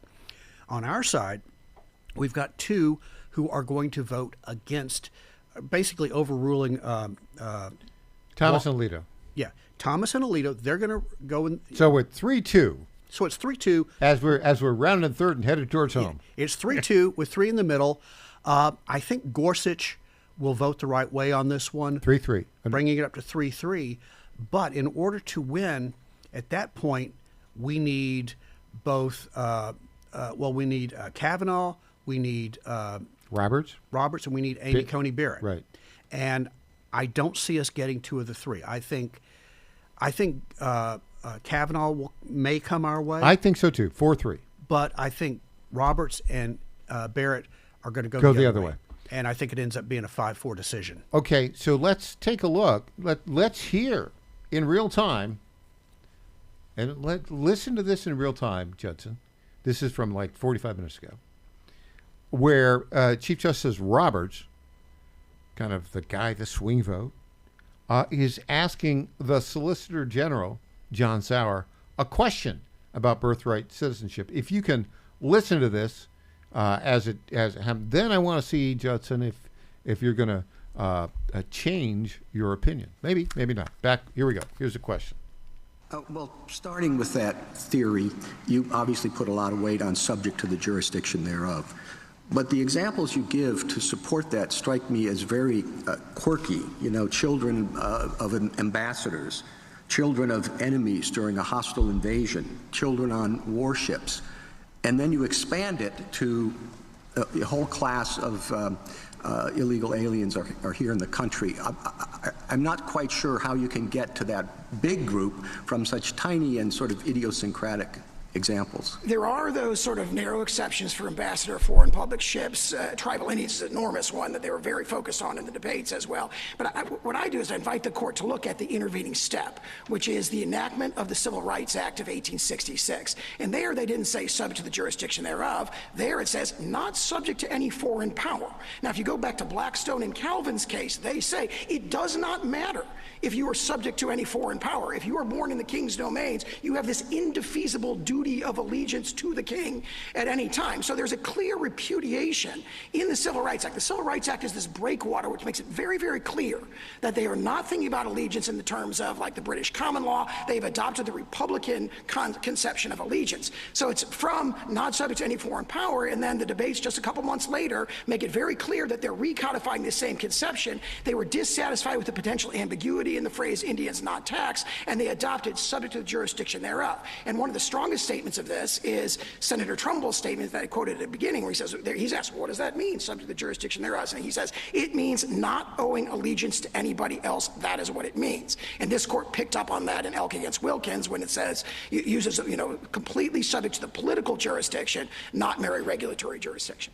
Okay, now, first, before we get to the substance of the question and the response, I don't know if that's Sauer's regular voice, but that is not going to present a compelling communication to anybody.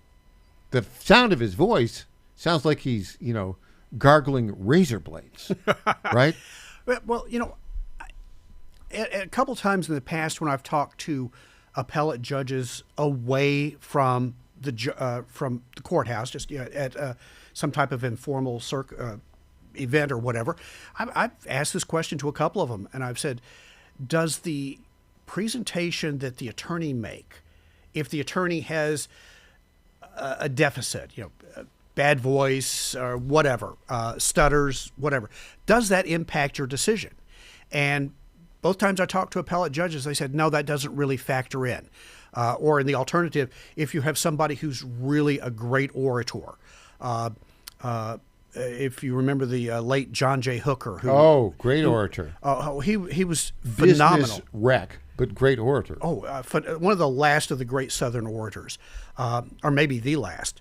But both of these guys told me the same thing. He said, look, it helps if you're a good communicator, but if you're bad, but your case is strong, it's not going to impact.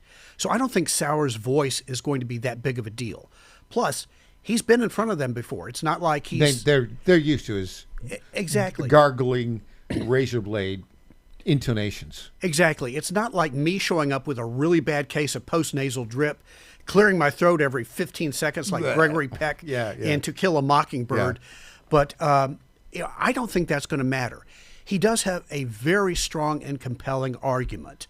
Sauer does. Sauer does. But the way that Chief Justice Roberts phrased that question was, well, the idea that not subject to the jury, that's the key phrase within the 14th Amendment, which is at issue here in terms of birth. If you are born in the United States and you're not subject to the jurisdiction of another country, right?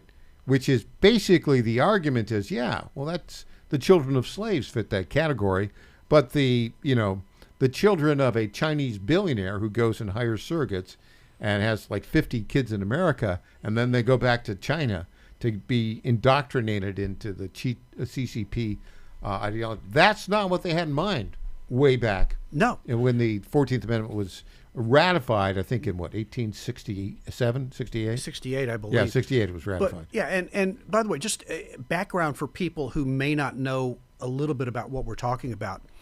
When the appellate courts and the Supreme Court look to interpret a statute, one of the things they look at is what is called the legislative history, which the legislative history is pretty vast, especially on a major issue like this, because Congress keeps records of, if you ever see these, like the live scenes from inside the House of Representatives or the Senate, sometimes you'll see somebody walking around with a stenograph machine, a stenographer, and that's what they're doing. They're keeping records so that the Supreme Court or an appellate court can go back later and say, okay, we didn't understand, or it's not clear what this particular sentence in the law means. What did the senators or congressmen who voted on it mean? And they'll go back and look at the debate and discussion, and then they can tell, okay, this is what they meant. By the way, you get to the meaning issue. By the way, I interviewed James Rosen yesterday about his biography of Scalia. Scalia detested legislative intent and legislative history. And the reason is he was a classic textualist, and he tried to understand what the meaning as commonly understood at the time. And he differed from Bork, who looked at what the original intent was. Yeah. So there you go. And a lot of the Supreme Court has said this on multiple occasions, that it is not their job to fix a bad law that Congress wrote because Congress wrote the law badly. And when I say badly, I'm not necessarily talking about the outcome of the law, but just that the language in there would not pass a third grade English exam. Right. And so they repeatedly say this. And, we talked about just a minute ago the outcome of this, and I kind of gave you a breakdown. So here's what we're going to do on the outcome. To a break. We're going to go to a break. This is what you call a tease, folks. Then we'll have a discussion on the outcome. We'll talk about that question posed by Chief Justice John Roberts, and we'll see what Nostradamus Judson Phillips thinks the Supreme Court's going to decide. And then I'll let you know what I think they're going to decide. And then, in 3 months, we'll know who correctly called it. Back after this.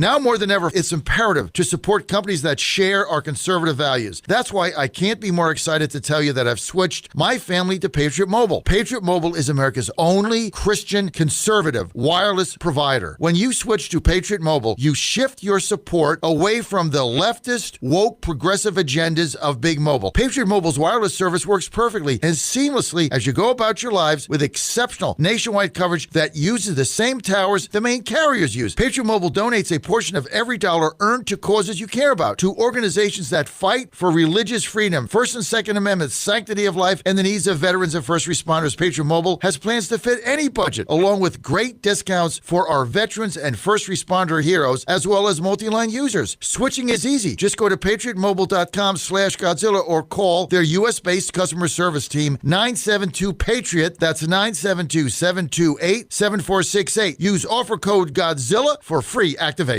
The Trump administration has brought a lot of positive changes when it comes to fixing our broken healthcare system, but there's only so much the government can do. And if we really want to make America healthy again, that starts at home, and that's where the Wellness Company comes in.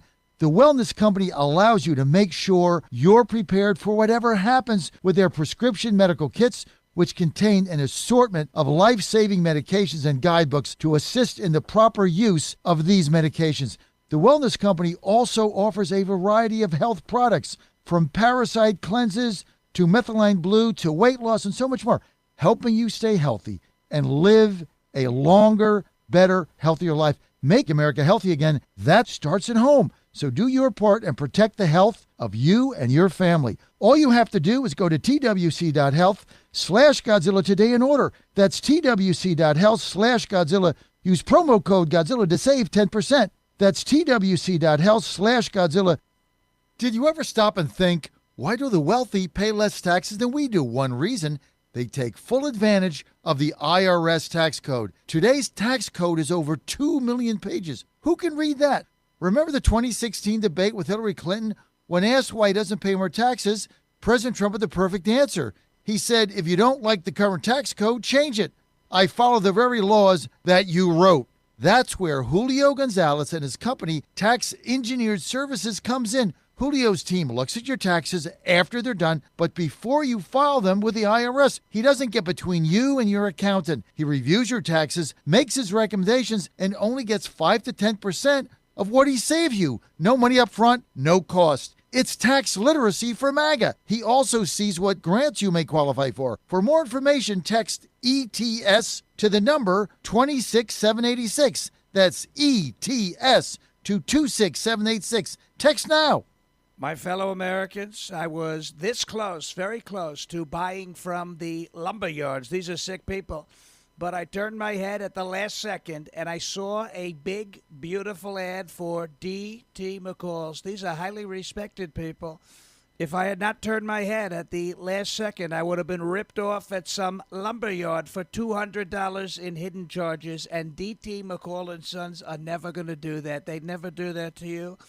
These are great people. I've known them for a long time. They have great deals, and I just have to say, nobody knows deals like I do.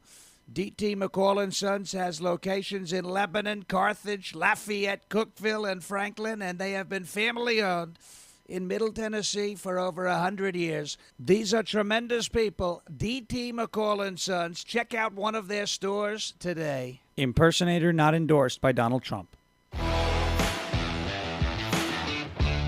Welcome back to the Michael Patrick Leahy Show. Now, here's Michael Patrick Leahy. Welcome back to the Michael Patrick Leahy Show. Judson Phillips, a graduate of Memphis Law School, University of Memphis School of Law, former assistant district attorney in Shelby County, Williamson County, private practice.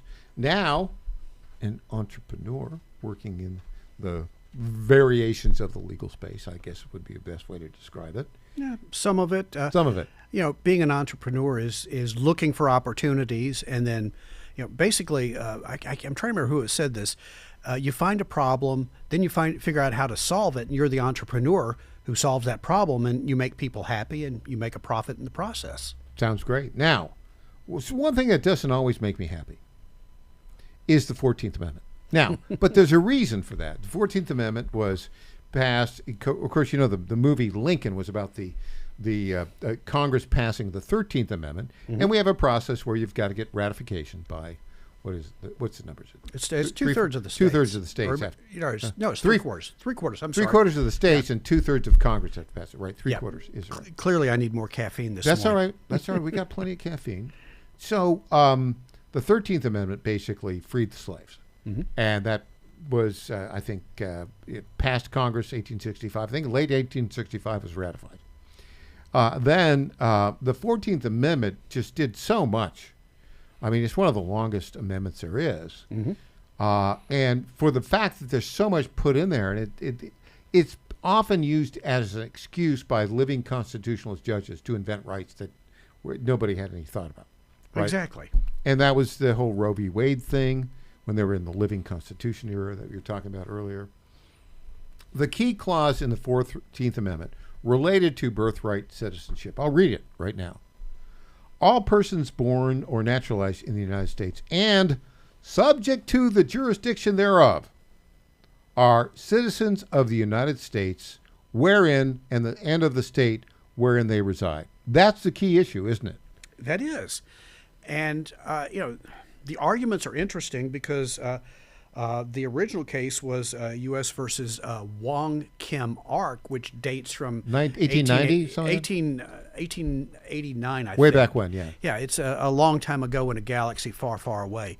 But and that gentleman was a Chinese individual, and the argument was made he owed his loyalty to the Emperor of China, and the Supreme Court then said no, he could be a citizen, and so that's what's got us here today, arguing that, taking it one step further, because Wong Kim Ark, if I remember correctly, was here legally, and you have.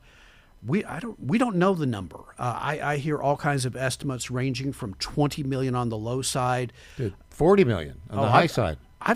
40 million. I've seen more. I've seen estimates of 70, 80, perhaps even 100 million. I think that may be really too high. And the majority of them are on welfare. But we don't know. Of some sort. Yeah. It's we're subsidizing an invasion of our own people. That's well put. Okay, so now let's get back to the brass tacks. And let's put it in baseball terms. We're coming into the bottom of the ninth. We're coming to the ninth inning, and it's 4 for Trump, 3 for the lefties. All right, and the 3 obvious ones on the left: Kagan, Sotomayor, and I'm just going to say this for the record: the dumbest Supreme Court justice in history, Ketanji Brown Jackson. And boy, wait till I make my argument before the Supreme Court. She'll be real nice to me, won't she? But the point is, so it's 3 for the bad guys, and 4. I think we're at 4 for the good guys: Alito, Thomas Gorsuch, and Kavanaugh, which then would leave 2, Roberts and Barrett. Now, proceed with your analysis. Would you say that 4 to 3 is a pretty good starting point? It could be, but here's where a sports analogy fails. The outcome here is not necessarily a binary outcome, yes or no. Okay, there are multiple ways this could go. The preferred way would be for the Supreme Court to rule that that there is no such thing as birthright citizenship unless you are here legally, and I just don't think they're going to do it. I don't think they're going to turn around and say, birthright citizenship exists, and if you get here, no matter what the circumstances are, your kid is an American. So where does this end up? The Supreme Court is not what I would call a politically courageous outfit. They're incrementalists. Well, no, they're just seriously lacking in courage. There's, we talk about majority opinions. Yeah. Well, there's something that comes out at times called plurality opinions, which is where you don't have 5 justices who agree. You might have 4 that agree, then a separate group of 3, and then a separate group of 2. And so if that happens, you don't really set precedent. It governs that particular case, but no other. Is that, you think, where we might be headed? Well, I think a couple possibilities. A, we might end up with a plurality opinion, but we also could end up with an opinion where the Supreme Court punts this back to the lower courts and tells the lower courts, okay, do a hearing, make a determination, and then send it back up. Or even tell Congress, we'll kick it back to the lower courts for a further determination, but Congress, you need to correct this problem. Well, and so the argument here, back to your point, they're arguing about Trump's executive order. And this is, it's not a statute. It's an executive order which denies birthright to children born in the U.S. to non-resident illegal aliens, right? Okay, so that's what's at issue here, right? And not a law passed by Congress, or a ruling by a district court, or a ruling. Well, he's gone right to the Supreme Court. I think a district court ruled against him, right? Yes, all these have to start at a district court level. Yeah. It goes to the district court, generally to the Circuit Court of Appeals. He skipped that, didn't he? He went right. Although in certain instances it can go straight to the Supreme Court. In this case, it did. Again, with this case, if the Supreme Court punted this, it would not shock me. Send it back down to the district court for further hearings, for further rulings, for further determinations. You're right. And that was a thing that I omitted there. This is based on an executive order that Trump issued.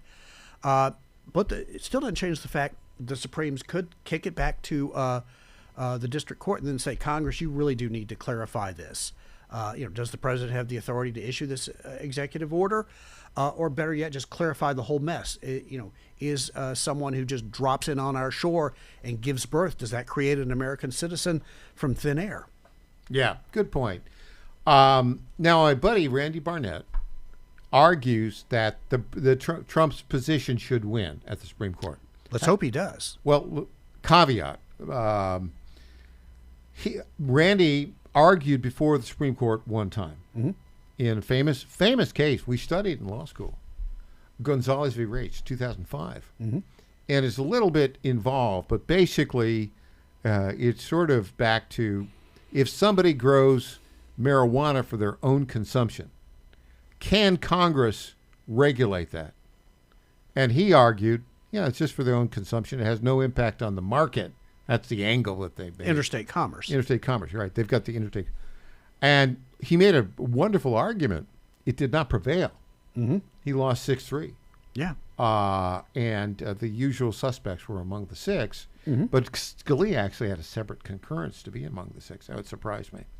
Yeah. Thomas dissented, Rehnquist dissented, O'Connor dissented. So it's a different court today. Yeah, completely different. But so his track record of winning is not good. Now, I don't think that's well. When you're 0-1, it's like the Yankees starting out the season 0-1 and then going to win the World Series. Boom. Or the Vols starting out 0-1 and still making it to the national championship. So basically, he says that the defenders of broad birthright citizenship, right? You're born in America, therefore you're a citizen. They don't have any clear statements from the individuals that argued in behalf of the 14th Amendment, that's what they intended. For instance, one framer, back to your legislative intent argument, Senator Benjamin Wade proposed language without the jurisdiction qualifier, but Congress rejected it. So that sort of makes your point on it, doesn't it? Exactly. And, and that's why, again, they go back and they look at this, and that's going to carry weight with, I think, the group that wants to see birthright citizenship. And, it's unfortunate that what I suspect will be. We got to come down. We got to land this one, Judson. What do you think? What, in your view, do you think will be the Supreme Court decision here? I think they're going to punt it one way. They're going to figure out a way to send it back to the district court where they can kick the. It's like what Washington always does. Why decide something today when we can kick the can down the road and have to deal with it in 5 years? If they do that, won't that leave the executive order intact? I know the district court stayed the executive order. Correct. Did the Supreme Court lift the stay? I cannot remember off the top of my head. I think they did. If they lifted the stay. All right. Then in that case, the stay would remain lifted pending further action of the district court. But, your argument's very good here, by the way. Yeah. And, of course, at the end of the day, what we're looking at with the left is they want to run the clock out because we have they want a new president. We have 33 months left of President Trump. Boom. Who's going to succeed President Trump? I mean, hopefully it'll be J.D. Vance. But or Marco Rubio. No, absolutely not. That's another topic. Yeah. Keep rolling. But unfortunately, the Democrats think that they're going to win the trifecta in 28, and They do think that. And I hate to say this. I think, and of course, 3 years is an eternity in politics, right. Or 2 years, 2.5. But right now, I fear they could be right about that. And if that happens, let's say this case is kicked back down to the district court. District court has to do something. Then it goes to the appeals court. Then it comes back to the Supreme Court. That could easily eat up the remainder of the Trump administration. And let's say the Democrats do win. Democrats will just pull the executive order, making the case moot. And it is an unpleasant future you describe, but one that's possible. Unfortunately, it is one that is possible. And I hope that our side starts acting like, we're facing the end of the line that, Yeah, you know. let's fix it. Okay, when we come back, another big story, Iran. Oh, Holy yes. cow. The president's going to talk about it tonight. Put your Nostradamus cap on. What's he going to talk about tonight? I have an idea. Oh, great. Back after this.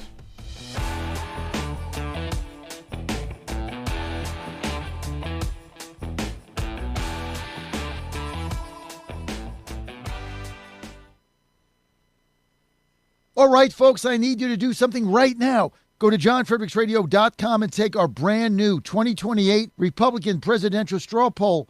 Who do you want leading the ticket? Don't let the elites decide. Make your voice heard. While you're there, weigh in on two huge issues: eminent domain reform and President Trump's tariff policies. Are they protecting American workers or hurting growth? This is your movement, your vote, your voice, your choice. Go to johnfredericksradio.com right now and take the poll. Hey folks, Al Green here for SatPhone. When you're on the go, you want to know you're connected. If it's a family vacation or an off-the-grid escape to a remote destination, having reliable communication helps you feel safe and secure. You can't afford to find yourself in a dead zone. That's why you need SatPhone. SatPhones are reliable, durable, and give you global coverage. If you can get outside, you can get in touch. It's that simple. Make calls from your SatPhone to any regular cell phone in the United States. The phones are $1,500 value, but you can get yours free. Just sign up for a 15-month plan, $94.95 a month. Get 150 minutes monthly that roll to the next month. Go 3 months without using them, that's fine. Yes, 3 months, 450 minutes, all yours. Visit SAT123.com or call 855-980-5830. SAT123.com, 855-980-5830. Get surety and security with your sat phone. Call now. It's finally here, our second annual mega sale. This sale only comes around once a year, so take advantage of the best offers ever while you can. For example, save 50% on our Giza Dream bed sheets, as low as $29.98. And for the first time ever on TV, MyPillow mattresses and MyPillow mattress toppers, as low as $99.98. And you save 50% on our Lux Pure 6-piece towel sets, regular $69.98, now only $39.98. And our best-selling standard MyPillows, regular $49.98, on sale for $17.98. Wait on it, mega sale only $14.98. But wait, there's more. To make the mega sale even more special, when you order right now, your order's gonna ship absolutely free. To take advantage of the second annual mega sale, go to mypillow.com or call 800-854-0504 and use promo code Godzilla. President Trump is already transforming Washington, D.C., making it the safest, cleanest, and most beautiful city in the world. But we need fighters on the ground to keep it going. I'm John Fredericks, and I'm running for chairman of D.C. GOP Ward 2 to make sure Trump's vision for this city becomes a reality. Safe streets, clean neighborhoods, and yes, rat-free. Go to MakeDCGreat.com. That's MakeDCGreat.com right now and send a donation. Let's finish what President Trump started. Donation limit $200. I'm John Fredericks, and I paid for this ad. Congratulations to my friend Michael Patrick Leahy on 9 years of journalistic excellence. I'm Lenny McGill, owner and founder of the Glock Store here in Nashville, Tennessee, and a proud sponsor of Michael Patrick Leahy's Tennessee Star Network for over 5 years. When we started, he was on just one local station. Now, he's on 20 stations. His motto, find the truth and report it. And as long as he sticks to that, we'll stick to being a sponsor. And next year, Michael, let's have a party for you right here at the Glock Store. This is State Senator Mark Pody. Government is limited to what it is supposed to do. One of the things that is critical that we're supposed to be working on is transportation. Here in Middle Tennessee, our roads need more help. As your state senator, we are focused on getting more money reoccurring without a new tax increase for our roads here in Tennessee. This is State Senator Mark Pody. Paid for by Campaign for Mark Pody, Christina Hibden, Treasurer. Welcome back to the Michael Patrick Leahy Show.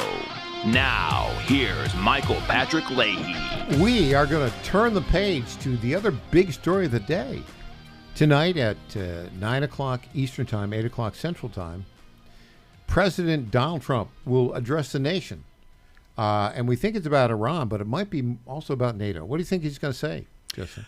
I think it's Iran. And what I think is going to happen is, based on a couple of posts he's made online. This morning. Yeah, this morning. I think he's going to announce there's some type of ceasefire and a deal with Iran. And you think he's going to announce a deal? Yeah, I think he's going to announce something.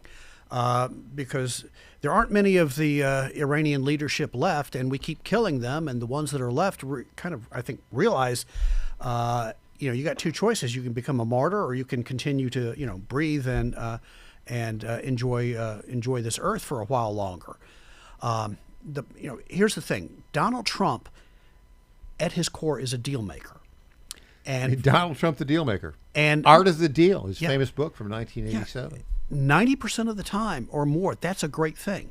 What he did with in Venezuela, took Maduro out with minimal casualties, and then basically made a deal with the Venezuelan administration. He's about to do this with Cuba, and unfortunately, I think that's what he's going to do with Iran. But tell me why, in your view, the deal that he cut with Venezuela worked out, the deal that he's about to cut with Cuba will work out, but the deal that he might cut with Iran might not work out. All right, he cut the deal with Venezuela. They're sending us their oil now. They're kicking out the foreign fighters because they were a base for Iran in this hemisphere. Yeah, they're becoming unaligned with Russia and China. Good. That's how the deal worked out. President Trump basically told the surviving leadership in Venezuela, "Do what I say, or you'll end up like Maduro or worse." Cuba is on its last legs, even though the communist president of Mexico, Sheinbaum, is trying to keep them afloat, and Russia's sending in a tanker or two to try and keep them afloat. But that's like rearranging deck chairs on the Titanic. Yeah, it's not going to have a significant impact on their lack of energy. No, it'll be a very short term, very minimal blip, and then they'll be back to where they were. But in the case of Iran, the reason I think it's so, all right, the positives on it, you're not going to put American boots on the ground, because that's the thing President Trump learned. No more forever wars like we saw with the Bushes. Right. And one of his key demographics was the young men, the occasional voters. They were concerned about two things: jobs and forever wars. And so he's doing a good job of making sure that our boots are not on the ground there. The downside of that is the people who run Iran, the Islamist mullahs, are nuts. They think it is their sacred duty to trigger World War III so they can bring about their version of the Second Coming. You cannot rationally deal with people like that. You cannot. We have to have So regime what you're saying change. is the president is negotiating a deal with people because he spent his life negotiating with rational people. Yes. These are not rational people. No. Therefore, whatever deal is struck is going to be fatally flawed. Is that your argument? It will be. It may hold up through his presidency, but again, particularly if the Democrats win in 2028, so that we have a President Newsom, President AOC, whoever in 2029. At that point, the whole thing falls apart again. Yeah. The only thing that works for us in this case is regime change.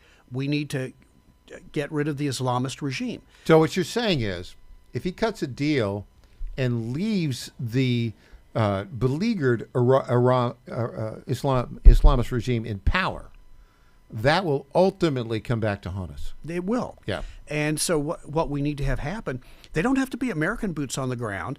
Let's get the Israelis. The Israelis are... Well, we know what it's not going to be. It's not going to be European boots on the ground. No. Because they have no Europeans courage. are too gutless. They're worthless. But get the Gulf states to put boots on the ground. Yeah.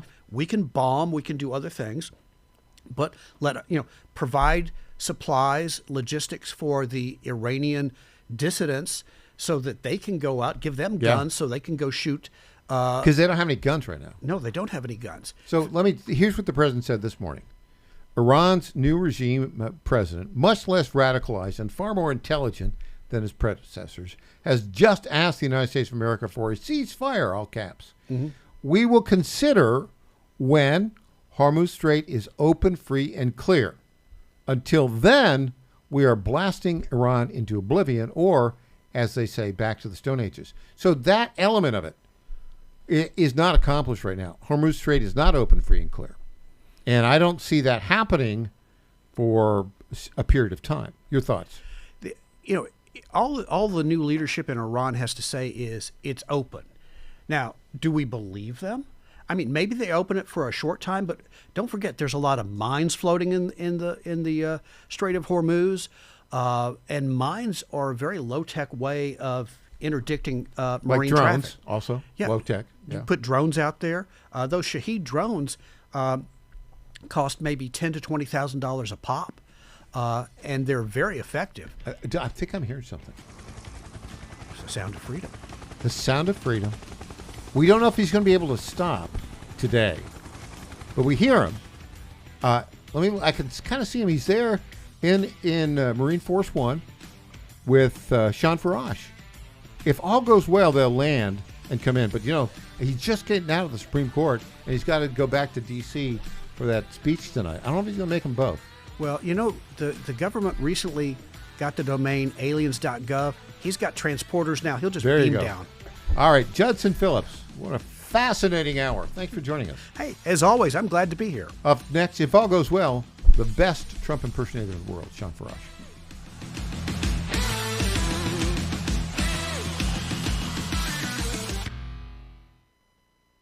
The Cats and Cosby Show. And they gave me a curveball question. Price of oil is $88 today. I said, it's a temporary thing, but I have something to inform you. And I'm going to say it very slowly. Under President Biden, the price of oil was $80, $90, $100 for 4 years. Under President Trump, maybe it's going to be $80 for 1 month. Cats and Cosby, 5 Eastern, 4 Central on the John Fredericks Media Network. Did I say it slowly enough to everybody understand? I love that. Did you ever stop and think, why do the wealthy pay less taxes than we do? One reason, they take full advantage of the IRS tax code. Today's tax code is over 2 million pages. Who can read that? Remember the 2016 debate with Hillary Clinton? When asked why he doesn't pay more taxes, President Trump had the perfect answer. He said, if you don't like the current tax code, change it. I follow the very laws that you wrote. That's where Julio Gonzalez and his company, Tax Engineered Services, comes in. Julio's team looks at your taxes after they're done, but before you file them with the IRS. He doesn't get between you and your accountant. He reviews your taxes, makes his recommendations, and only gets 5 to 10% of what he saved you. No money up front, no cost. It's tax literacy for MAGA. He also sees what grants you may qualify for. For more information, text ETS to the number 26786. That's ETS to 26786. Text now. John Fredericks loves his radio and TV audience, but did you know how to follow the Godzilla of Truth wherever you go? Download the John Fredericks Radio Show app to listen live nationwide. For the daily chit-chat, Trucking the Truth, download the Getter app and join the morning fun on Getter Live from 6 to 10 a.m. Follow John Fredericks on Getter, Truth Social, or Twitter at JF Radio Show. WJFN W224EB 92.7 FM Chester, W299DB 107.7 Bon Air, 100.5 FM Goochland, and WJFB. Breaking news at Town Hall. I'm Bob Agnew in Washington. The Supreme Court is taking up one of the term's most consequential cases, President Trump's executive order on birthright citizenship, declaring that children born to parents in the country illegally or temporarily are not American citizens, making the argument Solicitor General D. John Sauer. Unrestricted birthright citizenship contradicts the practice of the overwhelming majority of modern nations. It demeans the priceless and profound gift of American citizenship. It operates as a powerful pull factor for illegal immigration and rewards illegal aliens who not only violate the immigration laws, but also jump in front of those who follow the rule. Sauer faced skepticism from conservative and liberal justices alike, including Chief Justice John Roberts. He questioned Sauer's line of reasoning. Children of ambassadors, children of enemies children on warships, and then you expand it to the whole class of illegal aliens are here in the country. I'm not quite sure how you can get to that big group from such tiny and sort of idiosyncratic examples. President Trump is in attendance, making him the first sitting president to attend oral arguments at the nation's highest court. Meanwhile, the president says he sees an end to the U.S. war effort against Iran. As for reopening the Strait of Hormuz, through which some 20% of the world's oil passes. That's not for us. That'll be for France. That'll be for whoever's using the strain. But I think when we leave, probably that's all cleared up. The White House says the president will address the nation on the war Wednesday night. Ben Thomas, Washington. Stocks are rushing higher worldwide and oil prices easing, and as hopes build now that the war with Iran could soon end. On Wall Street, the Dow Jones Industrial Average right now up by 413 points. The high-tech NASDAQ up by 372, and the S&P 500 up by about 70. More on these stories at townhall.com. Hey, I'm Kirk Cameron. Is health insurance eating up your budget for 2026? If you're looking for ways to better steward your finances, consider this: Christian Healthcare Ministries. It's a health insurance alternative at half the cost. Join CHM today by visiting chministries.org/wellness. While insurance companies tell you when to join, what to pay, and where to go, CHM is different. As a ministry, CHM allows you to share the burden of medical bills with other Christians. You can enroll, switch programs, or leave at any time. Christian Healthcare Ministries. It's a world of difference. CHM has 4 flexible programs. You can pick any certified doctor, surgeon, or hospital that you want for eligible care. So make the switch. Take your paycheck back from health insurance this year. Join CHM today by visiting chministries.org/wellness. That's chministries.org/wellness. Here's Rich Thomason now with a midday Wall Street business report. Wall Street opened higher this morning following yesterday's big rally, fueled by hopes for a quick end to the Iran war. As markets here at home and abroad rise, oil prices have been falling. U.S. crude fell below $100 a barrel. Tech pioneer Apple is marking a golden anniversary. In 1976, Apple Computer was founded by Steve Jobs, Steve Wozniak, and Ronald Wayne. Shoppers stepped up their spending in February after pulling back at the start of the year. The Commerce Department reports retail sales rose 0.6% in February after registering a 0.1 point decline in January. A federal appeals court has denied a request to reopen a criminal case against Boeing tied to 2 deadly crashes of 737 MAX jets. The Justice Department reached a deal last year with Boeing. For the Wall Street Business Report, I'm Rich Thomason. Breaking news and analysis at townhall.com. Golf's most recognizable name is stepping away from the game for now after another off-course incident. Here's correspondent Gethin Coolbaugh. Tiger Woods said Tuesday he is stepping away from golf to seek treatment 4 days after his vehicle crashed in Florida and he was arrested on suspicion of driving under the influence. Woods on social media said, quote, "This is necessary in order for me to prioritize my well-being and work toward lasting recovery." He will miss the Masters for the 2nd straight year. Woods pleaded not guilty in his driving under the influence case in Florida on Tuesday. I'm Gethin Coolbaugh. Once a semester Cornell University instructor now requires students to complete an in-class assignment using typewriters. That's to help them understand what writing, thinking, and classrooms were like before everything turned digital into AI. It's part of a national trend toward old-school testing methods like in-class pen and paper exams and oral tests. It's the Michael Patrick Leahy Show, broadcasting live from downtown Nashville. Now, here's Michael Patrick Leahy. Welcome back to the Michael Patrick Leahy Show. Once again, Marine Force One has landed in our specially constructed landing pad out here. And by the way, our landing pad, which we're still finishing up, we do not have a district court judge telling us we can't build it. In studio right now is 47. Mr. President, welcome back to the Michael Patrick Leahy Show. Well, we're very happy to be here. We're in much better position than Iran. They're horrible people. And we used to have a good relationship with them, but we don't. And same with Europe. You know, Europe looks like they're dropping a dookie in the punch bowl. You're not supposed to do that. But very nasty people. I have to say that. These are very nasty people. But we're happy to be here on a hump day, a Trump day, and an April Fool's Day.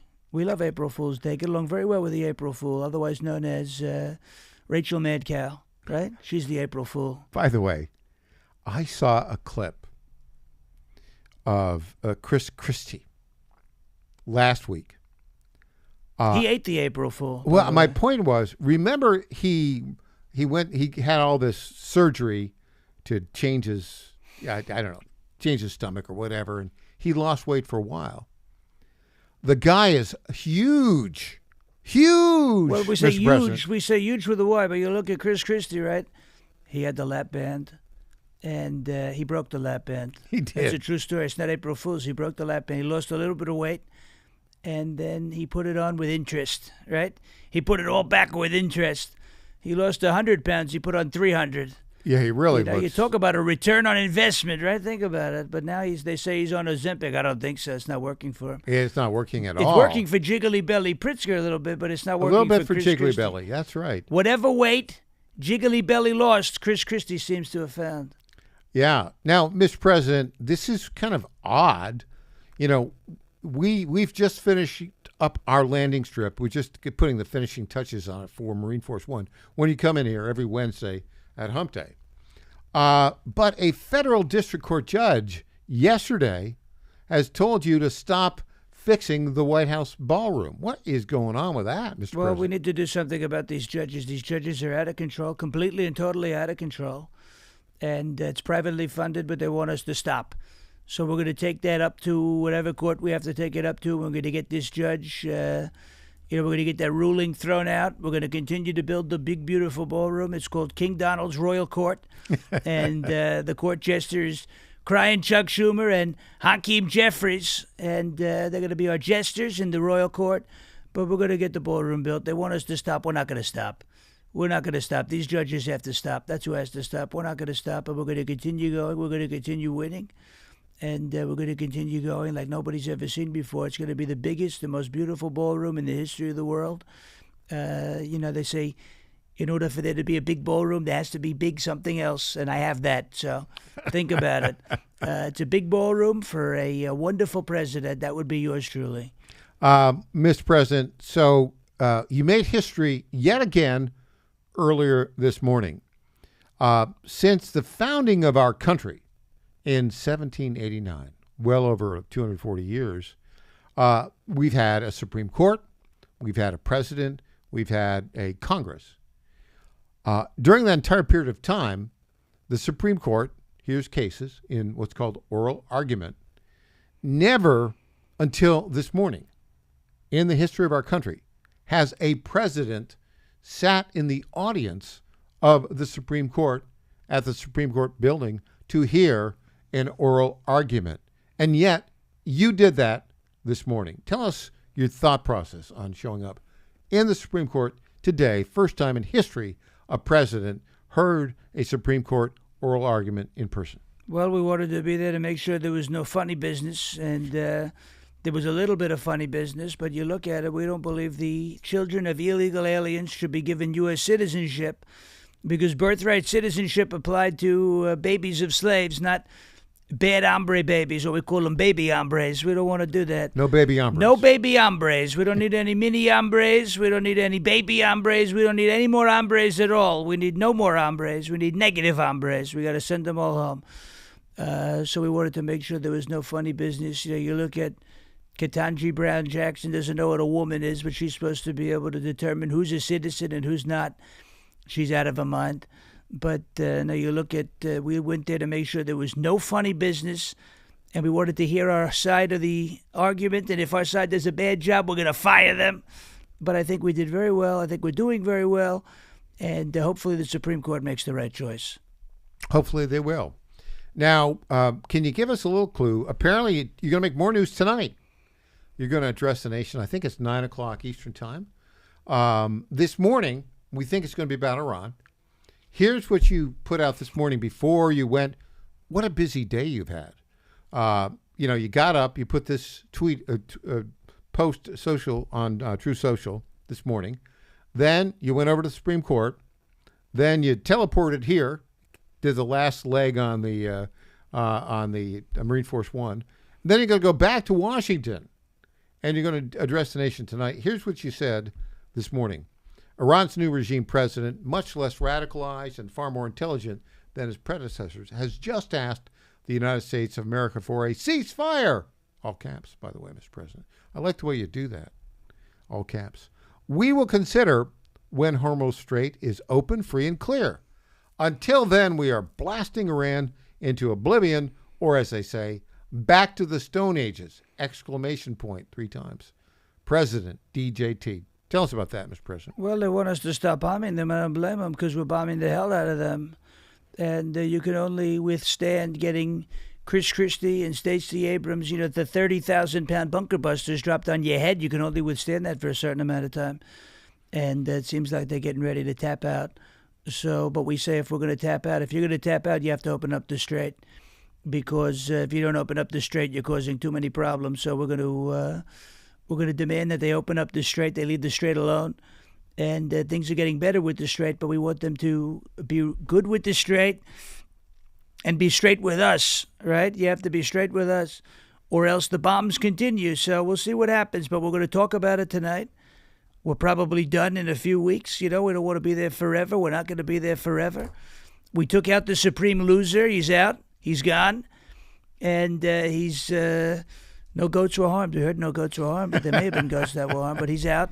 So the supreme loser's son, did you see this, Mr. President? He's a cardboard guy. Well, not only that, nobody's seen him, but apparently he plays for the other team. Apparently he sounds like he plays for the other team, and you're not supposed to do that in Iran. They may throw him off a building. They may take care of him for us. We may not have to do anything about it. We say this guy likes a lot of other guys, like Buttigieg. He's a guy like Buttigieg. They may throw him off a roof. We don't want to see it happen, but we may not have to do anything about it. Last question for you, Mr. President. So the key waterway passage is called the Strait of Hormuz. I've heard a report that as part of the deal, if they want to make a deal, that Iran will have to rename the Strait of Hormuz to the Strait of Trump. Is there any truth in that? We're looking at the Strait of Trump. We're looking at the Strait of America. We renamed the Gulf. Last year, we renamed the Gulf.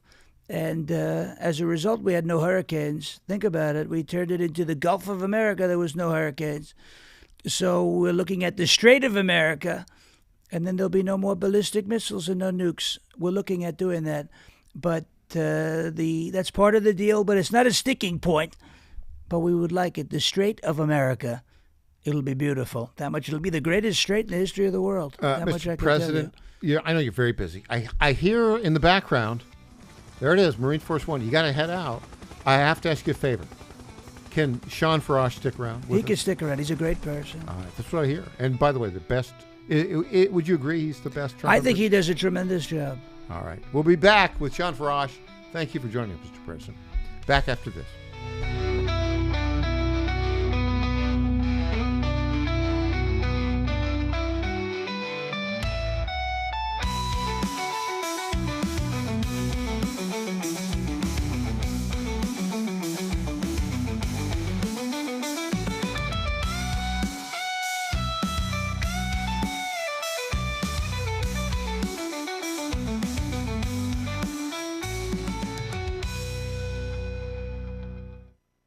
Hi folks, John Fredericks here for Freedom Alliance. Veterans are still struggling with the wounds of war. They came home with injuries that changed them forever. The flag-burning troublemakers in our streets remind me how fortunate we are to have patriots who served and fought, sacrificed, and never complained. We need to support them through organizations like the Freedom Alliance. It's Military Appreciation Month and time to support those who serve. Freedom Alliance is caring for combat veterans and military families. Combat veterans fought in the worst, most dangerous places on earth. Freedom Alliance takes them to nature's most relaxing locations so they can heal. Freedom Alliance gives injured troops mortgage-free homes, new cars, and all-terrain wheelchairs. For wounded vets, there's nothing like the stability of your own home, the reinsurance of a reliable vehicle, or the independence of a wheelchair that navigates snow, ice, beach, pasture, or most any terrain. Let's fight for those who fought for us. Go to freedomalliance.org/Godzilla and make a monthly gift that will improve the life of a military hero. That's freedomalliance.org/Godzilla. Make a contribution today. If you're like me, most moms find it difficult to prioritize self-care. Hi, it's Colleen, Program Director at the John Fredericks Media Network. With the demands of programming 13 radio stations, it's easy to forget about the things I should do for myself daily. And that's why I started with our company's Women's Challenge with Native Path Collagen Peptides. It's affordable and convenient care in just 1 scoop a day. There are so many incredible health benefits like bone and joint support, metabolism booster, and hair, skin, and nail improvement. I like to take a moment each day to prioritize myself and indulge in the health-boosting benefits of Native Path Collagen Peptides. I love mixing it up with all the different smoothie recipes, too. Learn more about Native Path Collagen Peptides and read 7 important reasons why you should be taking collagen peptides at getnativepath.com/Godzilla. Prioritize your self-care with Native Path Collagen Peptides. Try it risk-free for as low as $21 today and get free shipping at getnativepath.com/Godzilla. Target.com. Target.com is an online e-commerce tire retailer. We are here to serve the American public with the best possible customer service, the best pricing, and we make it extremely easy. We have many name brands and a lot of low-cost tires. The price is right, and it's easy. You go online to Target.com, Tireget.com, Target.com. You go there, you put your zip code in, all the inventory displays right in front of you. You can call in for help if you want to. We'll help you get the tire that you need. But we will take the tires you buy and at no extra charge deliver them to the dealer right by your house where they will be installed at the market price. It's easy. The best price, the best service. Great people to deal with. Thank you for going to Target.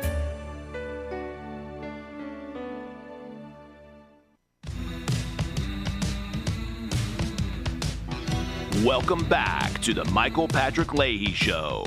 Now, here's Michael Patrick Leahy. Well, it's Wednesday, Hump Day, Trump Day, and that means in studio here, now that the 47 has left, gone back to Washington for that speech tonight to the country, the very best Trump impersonator in the world, the one, the only, Sean Farash is with us. Welcome, Sean. No, happy to be here on another Hump Day, Trump Day, and April Fool's Day. And what a combo. What a combo. Put them all together. I'm having a good time with April Fool's Day this morning. Have you done an April Fool's? I said I was voting Democrat in the 2026 midterms, but I couldn't complete the sentence on X, so I just said, never mind, April Fool's.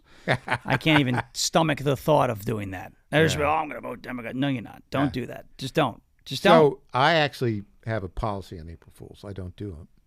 Would you like to know why? Why? Because anything digital lives forever. I know, so I have to make sure that I put it out in such a way that it can't be clipped and taken out of context. Boom. Yeah. Yeah. You have to bulletproof the statements. Yeah. You've thought that through as well, yeah. obviously. Yeah. Oh, obviously. Because you're the maven of social media. I'll tell you what, though. Social media is brutal. It's a brutal place. It's helpful. It's nice. It's a cool tool. But it is a cold and brutal place. And it's not the real world. It's not at all the real. When you say that, it's more important to be in the real world. This is because people don't have any internal censors. Oftentimes, not all, but they just blurt it out, right? And they can say unkind things. It's not even just that unkind. It's also the bots. You don't know who you're talking to. Are you talking to a real person or you could a be bot? talking to a bot. You could be talking to somebody with an agenda. You could be talking to somebody from another country who's pretending to be American, which X is addressed with the country of origin feature, which is a lot of fun. But it's anonymous. Fine, I get why you want to be anonymous, by the way, online, because I'm not anonymous online and have become a target as a result. I get it. I'm not suggesting that we should ban that. It's just that social media can be a toxic, negative, demoralizing place. And the real world's just not like that. So, get off your social media every now and again. Use it as a supplemental tool, but it's not the way you win elections. No, it's not. No.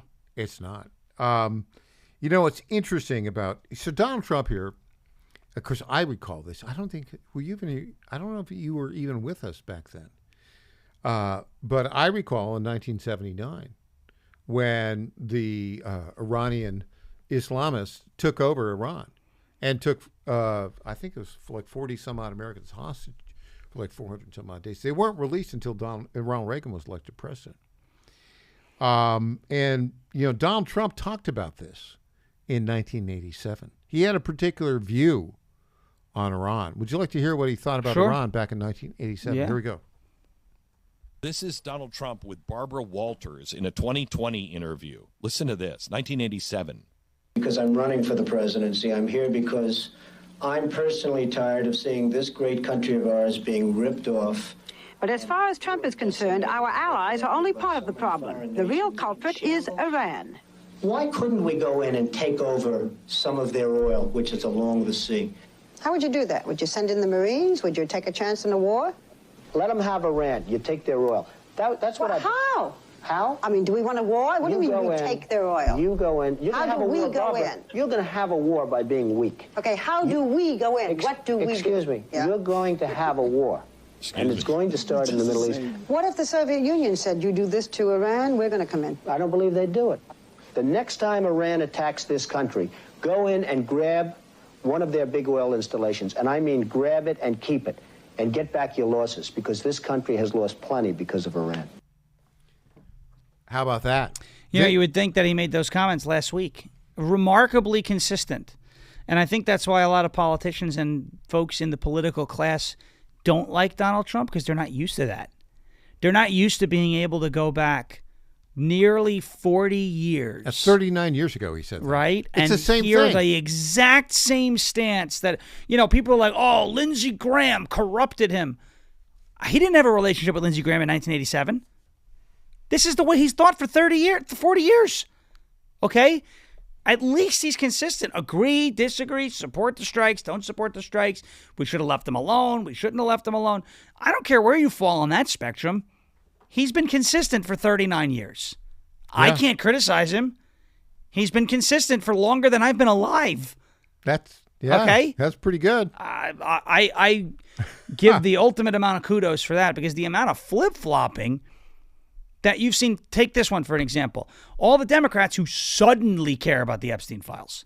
They didn't care when Epstein was thrown in jail, you know, the first trial, or when he was arrested, the second trial, and then, you know, the death in the jail. And Biden had options to release it. They never pushed for it. Then now all of a sudden they're going to the flip-flopping, you know, from all of these in the political class. Donald Trump's not flip-flopping. 39 years, the exact same stance. Case in point, you know who was one of the leading proponents of releasing all of the Epstein files? Right. Eric Swalwell. Mm-hmm. Okay? The congressman from California. I call him his flatulence, because he let one go on live television. You're not supposed to do that. He's running for governor of California. He thinks. But he has, let's be, generous to him. He has a sordid past. Mm-hmm. There was a Chinese spy. We call that Chinese takeout. Fang Fang. Fang Fang. Chinese takeout. And there was a little bit of, I think I could say this on radio, there was a little bit of bang bang going on with Fang Fang. Extracurricular activities. Overnight under the covers. Well, have you seen this story? Uh-huh. You know where I'm going with this. Yeah. So Cash now, wants to release the Fang Fang Kash files. Patel. Yeah. Apparently the FBI has the files. The Fang Fang files. The Fang Fang files. Yes. And now he said, I'm going to release them. Guess who's going to court to stop the release? He sent Cash a cease and desist. So much for transparency, Eric. What are you trying to hide? We know what he's trying to hide. Well, I think maybe that we all know there was a run-in that they had with each other. I don't know. Maybe there's some sort of, how do I want to put this? Maybe there's some sort of information in there that would be quite embarrassing about Eric's performance. Or perhaps, let's put it this way. Maybe he has a tiny shillelagh. It could be. You know that? It could be. He could have a very small shillelagh. A tiny teepee, right? A small teepee. Very small. Embarrassing. Well, really what it is it's a damaging story in this government campaign. There's something in those files that would suggest perhaps, now, Fang Fang was a real spy from China. China. She's gone back to China. Yep. Nobody's seen her for like a decade, right?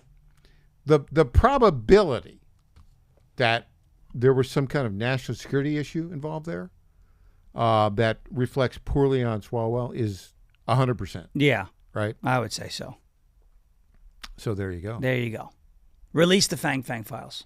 Release but, was that a theme at the No Kings rally? No, of course not. The No Kings rally. What a waste of time. The only thing that they accomplished was they got people out and they're engaged and whatever, and that's important. Yeah. That's it. Yeah. There's nothing. What did you do? We never had a king. So what do you think? Kings have to attend Supreme Court hearings? Kings get told they can't do tariffs? Kings have to fight tooth and nail with the Senate to pass the Save America Act? No. He's not a king. It's obvious he's not a king. No kings. What are you protesting? Then they can't answer that question. So, what's funny is apparently there was a No Kings rally in London. Oh. Yeah, these are the people who mourned the death of the royal family. It's like, okay, no kings, but you quite literally worship this king and this very weird royal family you got going on up there. Yeah, you got... Speaking of Epstein files, right? Prince Andrew.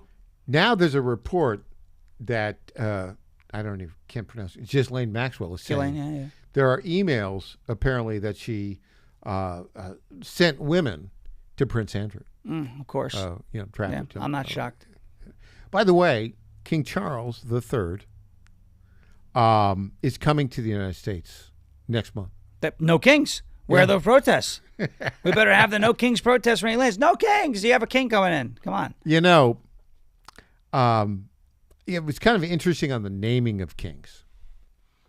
Because when you become king of England, apparently you can pick your regnal name, right? Mm-hmm. Because George VI, Elizabeth II's father, his name was actually Albert. But he picked George VI for continuity during that period of time because his father was George V. Right. Which makes sense, actually. But Charles, Prince Charles, when he became the king, stuck with Charles. Now he's Charles III. I think that would be something that you would have re-examined. Because you know what happened to Charles I? No. Charles I was executed back in 1649 when for a period of time when the Cromwell Puritans took over for about 11 years. Okay. And then his son came back on the throne, Charles II. Charles II was famous for the number of illegitimate children he had. You don't want to continue that legacy. That was his major accomplishment. Maybe you don't want to continue that legacy. But he's sticking. He's Charles III. He's Charles III. I bet he's working on the branding. But what is the branding of Charles III these days? What does the king even do in London now, besides sit there? Yeah, I don't think he does anything. He doesn't have any actual power, right? Well, he gives stupid lectures about climate change. Wonderful. That's great. Yeah. There you go. Hey, when we come back, we got some news from New York City. Oh yeah. Back with John Farash after this.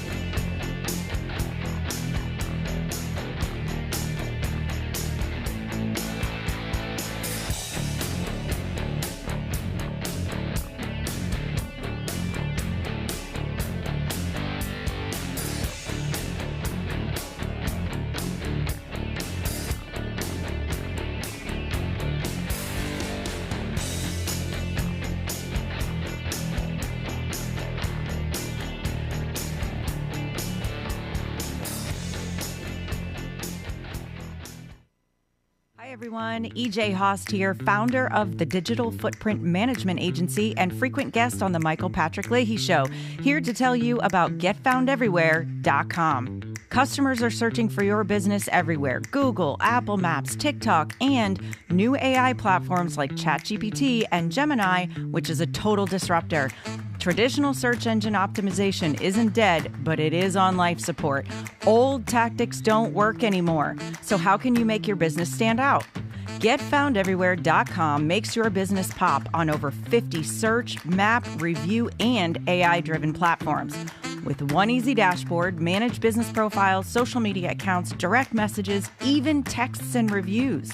GetFoundEverywhere.com is affordable, boosts your visibility, and gets your business more customers. It's time to step up your game the easy way. Save time, save money, and get more customers with GetFoundEverywhere.com. This is State Senator Mark Pody. Government is limited to what it is supposed to do. One of the things that is critical that we're supposed to be working on is transportation. Here in Middle Tennessee, our roads need more help. As your state senator, we are focused on getting more money reoccurring without a new tax increase for our roads here in Tennessee. This is State Senator Mark Pody. Paid for by Campaign for Mark Pody, Christina Hibden, Treasurer. I'm Lenny McGill, founder and CEO of Glockstore.com. For over 30 years, I've supported the Second Amendment rights of free men and women to protect themselves and their families with firearms. We offer the very best in both selection and prices on Glock handguns, custom Glocks, Glock magazines, and high-performance shooting accessories at Glockstore.com. We also have the finest retail showroom and our Shoot 270 shoot rooms right here in Nashville, Tennessee. Come visit us at Glockstore.com, and you'll be glad you did. My fellow Americans, my good friends, I've known them for a long time, at D.T. McCall & Sons have the deal of a lifetime for you, and nobody knows deals like I do. That much I can tell you. Nobody knows deals like I do. The lumber yards, they can hit you with hidden charges for up to $200 extra. They'll charge you for cords and hoses and haul-offs. Your money goes all over the place and out of the state, and most importantly, out of your pockets. How do they get away with that? I don't know how they do that, but on day one, if you buy from McCall's, we are going to stop the hidden charges as soon as you buy it. D.T. McCall & Sons has locations in Lebanon, Carthage, Lafayette, Cookeville, and Franklin, and they have been family-owned in Middle Tennessee for over 100 years. Head to one of their stores today or check them out at dtmccalls.com. You're going to love it, believe me. Impersonator not endorsed by Donald Trump. Welcome back to the Michael Patrick Leahy Show. Now, here's Michael Patrick Leahy. And welcome back to the Michael Patrick Leahy Show. In studio, a fellow native New Yorker, the one, the only Sean Farash, the, bar none, the very best Trump impersonator in the world. Sean, we're going to talk a little bit about New York City, but before that, I just want to catch up on your very busy life. Yeah.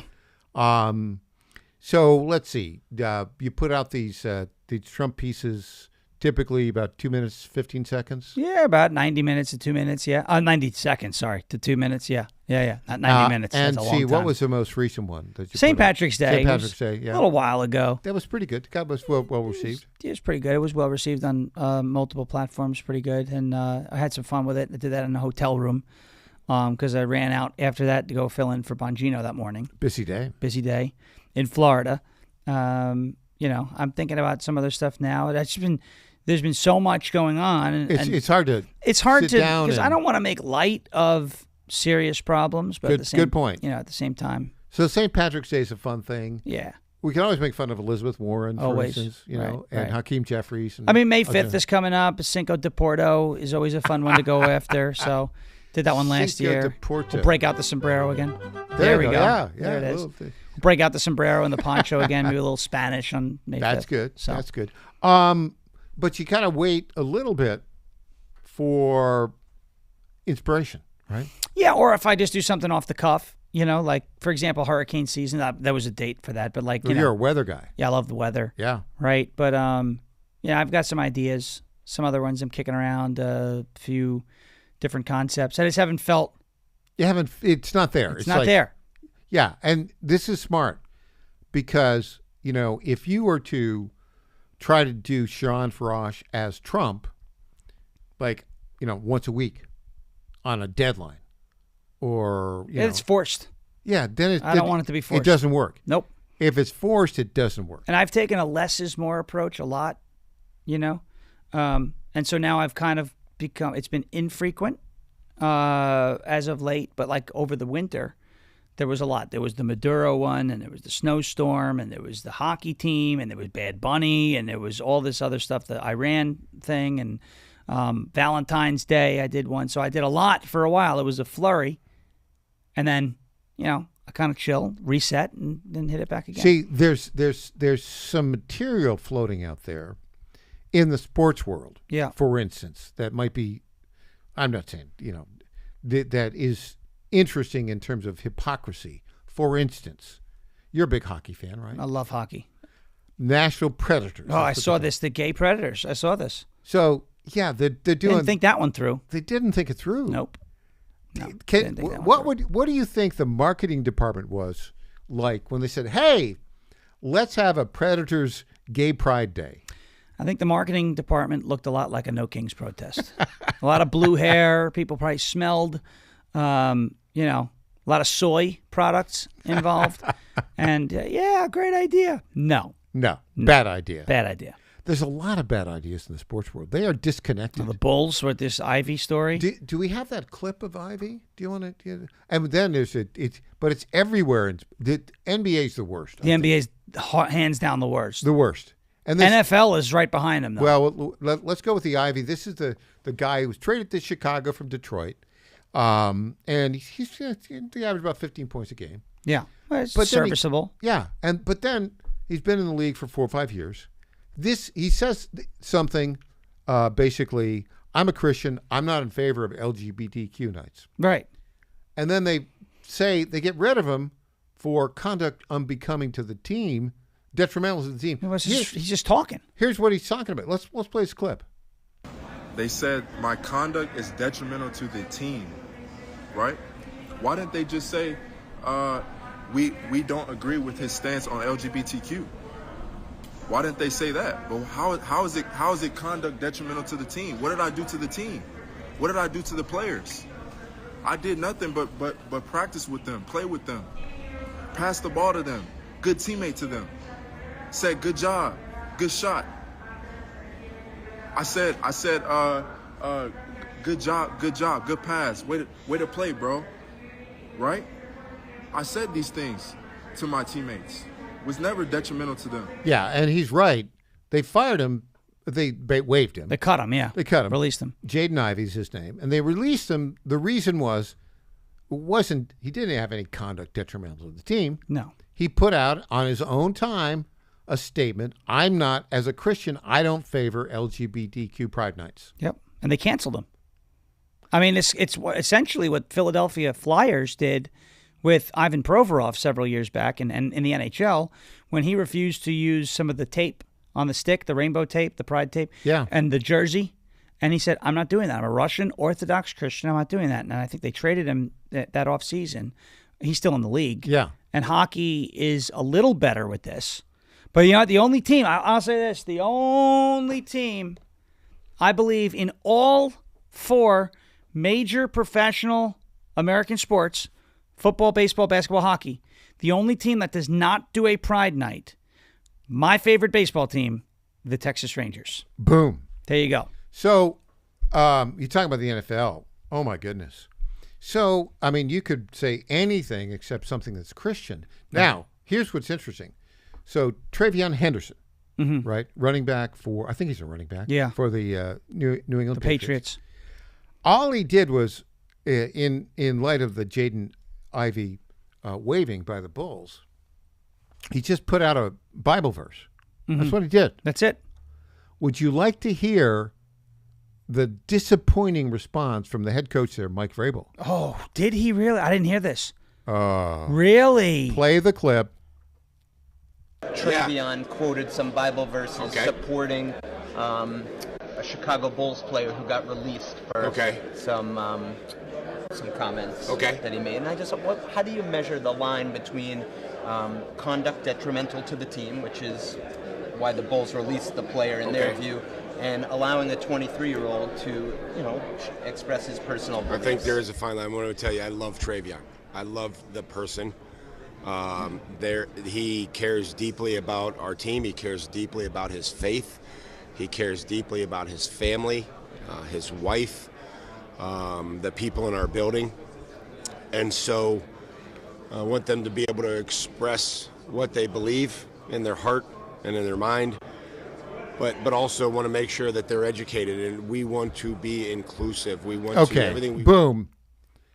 Okay, because these professional coaches are just weasels. Shut up. Mike, shut up. Okay, here's the deal. You cannot talk to me about inclusion and then tell me you're going to exclude the way this guy thinks. We got to educate him to shut up. Educate him. Oh, my goodness. Like, who are you? You were a linebacker, dude. I mean, you're a good coach. Great coach. Except in the Super Bowl. except in the Super Bowl. But Where he was I mean, awful. listen. So, and this is the best part: DEI, diversity, inclusion. There's no diversity of thought. There's no inclusion of thoughts that disagree with the narrative or the prevailing thought, the woke thought. This is so disappointing to hear from a football coach.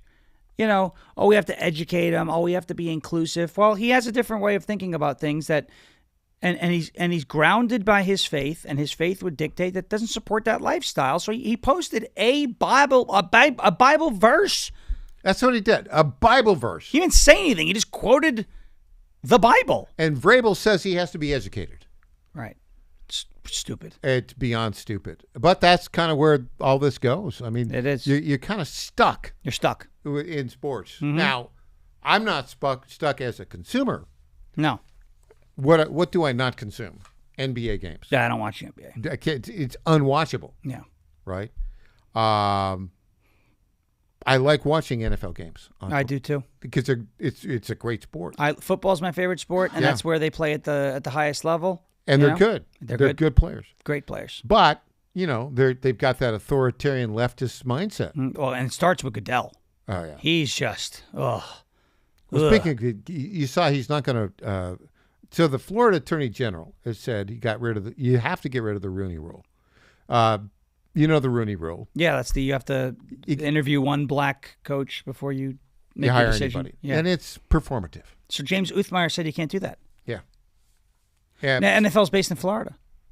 Is the NFL based in Florida? It's got, 3 teams in Florida? 3 teams there. Right. So okay. I think their headquarters are in New York City. Right. Right. I think, and there are weird. So my question is, how does Uthmeyer have jurisdiction? Is it because of those 3 teams? I think so, yeah. And now if those 3 teams can't do it in Florida law, nobody can do it? We'll see. Okay. But Goodell says, well, I'm keeping it. It's a stupid rule. It's a dumb rule. It's a dumb rule. Look, it's the NFL.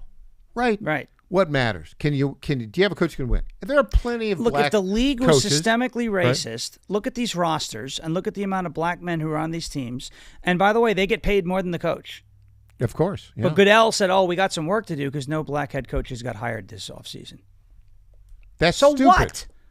Todd Bowles still has a job, right? Yeah. I mean, whatever. But here's the thing about this. A Muslim got hired in Tennessee. Yeah. Salah. Yeah. Hey. Okay. And he'll keep his job if he wins. Yeah. That's the way it is. Merit based. Yeah. And it doesn't go crazy on other things. No, I don't think he will. I think he's going to, just be a football coach, which is what he should do. That's all you got to do. So, anyway, okay, do we have time? Yeah, let's get this in. Let's get in. An Obama advisor has some advice for Zoran Mamdani in New York City. Let's play a clip right now. Real quick, last final thought. JP Morgan's Jamie Dimon was on this morning saying people vote with their feet. There's still this exodus from some of these blue states where people are seeking brighter futures. Yeah, I think Jamie's right. I know he was on Fox and Friends this morning, and taxes are too high in New York City.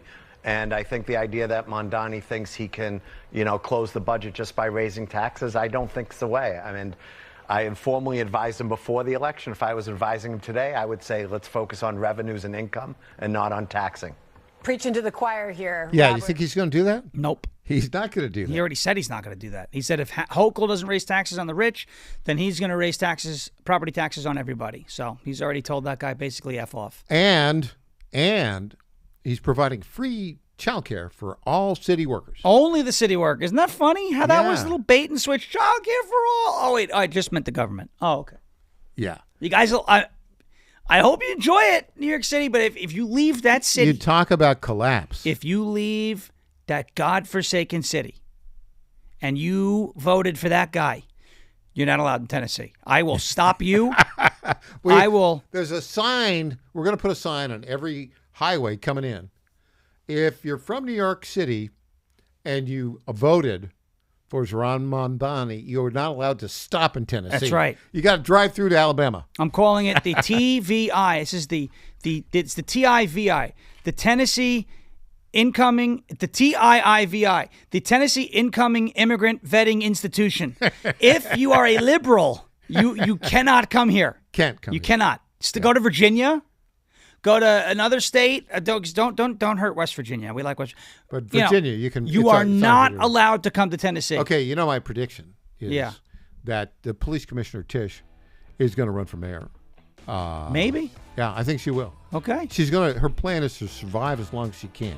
Yeah. As police commissioner. She won't survive. No. Very long. Not long. But as long as she can. But the city of New York is done. Yeah. At least for the next 3.5 years. Yeah. When we come back, guess what? News Potpourri. Back after this.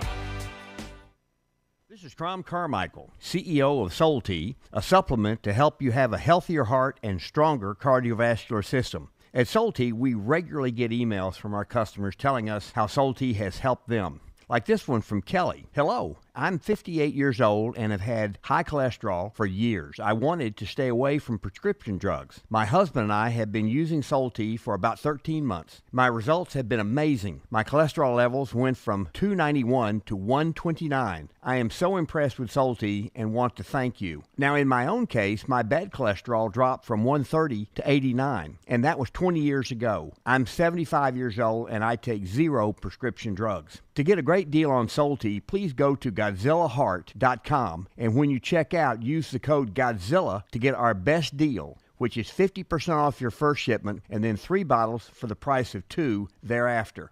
You don't have to live with a broken heart. Do you suffer from Try declining Soul Tea bone and joint today. health? Hi, it's Tina with the John Fredericks Media Network. And when I heard about our company's Women's Challenge, I jumped on the opportunity to test this amazing supplement that's already restoring my bone density, soothing my joint pain, and helping me regain lost mobility. I've experienced so many benefits in such a short time with Native Path Collagen Peptides because they support my bones and joints, boost my metabolism, and unleash the most radiant skin and hair since my 20s. In just 2 weeks, my knee stiffness is gone, and I'm already hitting the gym more aggressively. And I get so many compliments on my glowy skin and shiny hair. Native Path Collagen Peptides are so easy to take. They're tasteless, odorless, and mix great with my morning coffee. Read thousands of 5-star reviews at getnativepath.com/Godzilla. Level up your self-care with Native Path Collagen Peptides. Try it risk-free for as low as $21 today. And get free shipping at getnativepath.com/Godzilla. In 2008, the amount of concentrated time people could spend on a task without becoming distracted was 12 seconds. 5 years later, it was only 8 seconds, 1 second less than a goldfish. If you're often distracted or have trouble recalling information, you're likely to fall behind in the demanding, fast-paced 21st century. In other words, brain performance is more critical now than ever. Boost your brain power with Healthy Cells Focus Plus Recall. Science-backed nootropics to help you sharpen focus, concentrate longer, enhance recall, improve mental speed, learn rapidly, and be more alert. It's a pill-free brain supplement made with maximum absorption ingestible gel technology, designed to feed your brain at the cellular level. Take it for a test drive.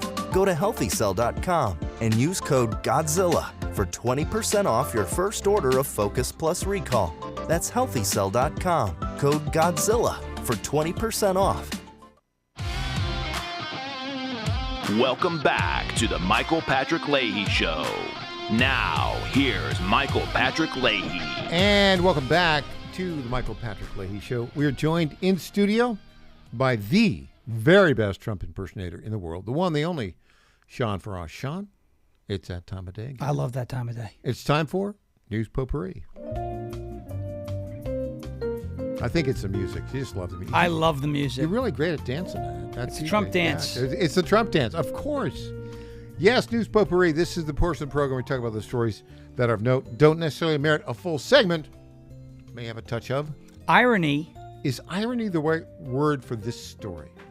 Kristi Noem's husband. Oh, this is irony and a half. This is everything. This is everything. You could use every adjective in the dictionary to describe this story. So this story's broken, and she's not denied it. No, it's because I'm fairly certain it's true. So her husband, who is a 56, 70-year-old insurance salesman executive in South Dakota. Yeah, he's selling something. Apparently is a crossdresser who likes to put on women's breasts. Now I know. Now I think I know why Kristi Noem shot the dog. And the report is, and there's a lot of pictures. How many pictures are there? There's a lot. Yeah. It looks weird. And apparently he was like paying people to watch him. And it's supposed to be the other way around. The story broke. It was like $25,000 he was, according to one report. What? No. And then apparently when he stopped paying is when the story got out. It's supposed to be the other way around. People are supposed to pay to watch you, like OnlyFans. I'm just telling you what I know. It's bizarre. And then, of course... Do you think... Now, let me ask you this question. Do you think the Trump administration knew this was coming out? That's why they ditched Noem? Don't know. Because this would have been a bad look. They should have known it. Yeah. I mean, really. Come on. I mean, the old Lewandowski rumor, which is like not a rumor, but it is a rumor. So it's like... It's a rumor, according to like... It's a rumor with the biggest air quotes I've ever seen. It's a, quote, rumor. Rumor. That there was a close personal relationship between Corey. Now, this story about her husband... Now that makes a little more sense. Makes a little bit more sense, right? Not good, but it makes a little more sense. None of it's good. No. All right, here's a good story. Would you like it? Yeah, let's go to a good story. Kid Rock. Yeah. Yeah, Kid Rock. Apparently, he was having a party and a bunch of Army Black Hawk helicopters went by his house. Here, let's play that clip right now. There was a viral video this week. I don't know if you saw it. Army helicopters hovering near Kid Rock's house in Nashville. Did you see that video? I didn't see it, no, but I'm sure they had a good time. The Army just said the crews of these helicopters have been suspended. What do you think of that? Well, it depends. Are they... Well, they probably shouldn't have been doing it. Yes, you're not supposed to be playing games, right? But I'd take a look at it. They like Kid Rock. I like Kid Rock. Maybe they were trying to defend him. I don't know.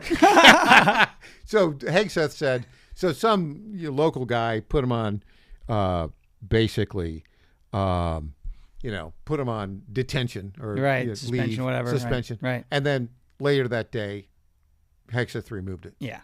Hegseth, they probably got a talking to. Because, again, should they have done it? Probably not. Was it fun?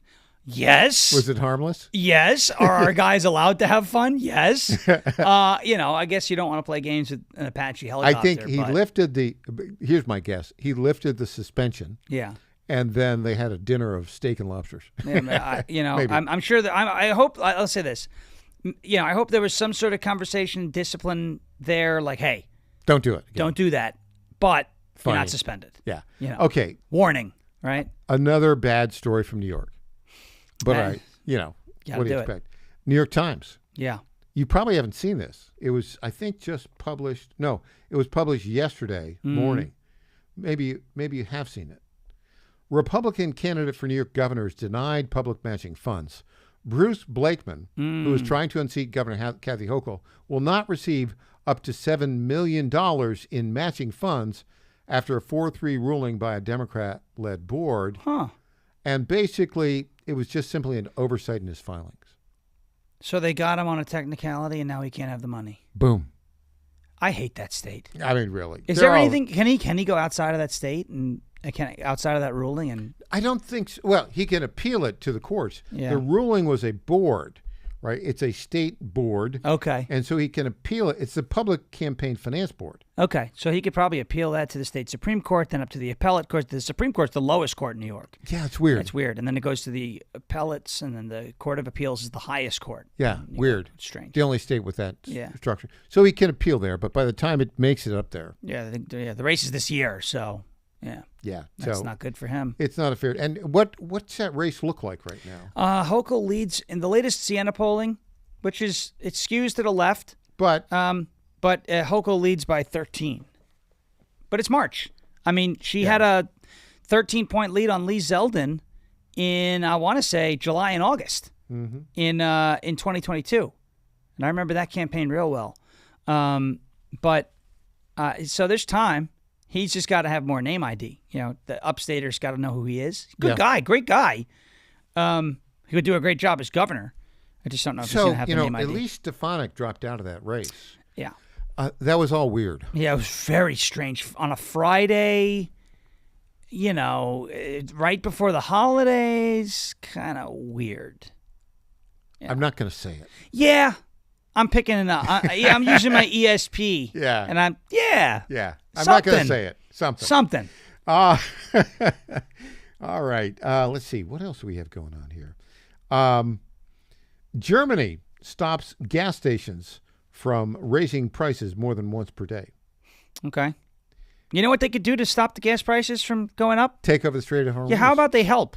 Yeah. Okay, because every single time Vladimir Putin coughs a little too loud, they're on the phone with the United States. Oh, please help us. He's coming. Putin's coming. Putin's coming. And then we help. All right? Ultimately, we wind up helping. Trump is like, help us with the strait. You got to help us with the strait. They're like, no. 9. They say 9. 9. Right? What? Italy, too. I mean, I thought Giorgia Meloni was our friend. Spain, I don't really care about Spain. Who cares? Yeah, I'll tell you, there's some internal politics. She's doing it. What? When you find out that Iran, because that long-range ballistic missile nearly hit the United States UK base, so Paris, Berlin, some of these European countries are in the attack radius, and still they're like, I don't know about it. I can answer the question as to why they're not acting. Would you like to know why? Because they have a lot of Muslims in their country, and their leadership is weak, extremely and weak, stupid. Kowtowed to the mobs. Yeah. Yep. Bye Europe. Yeah. And on that note, Sean Farash. Yes. Thanks for joining us today. Thank you. I'll be back tomorrow morning at 9 o'clock Central Time. Our website, TennesseeStar.com. Thanks for joining us.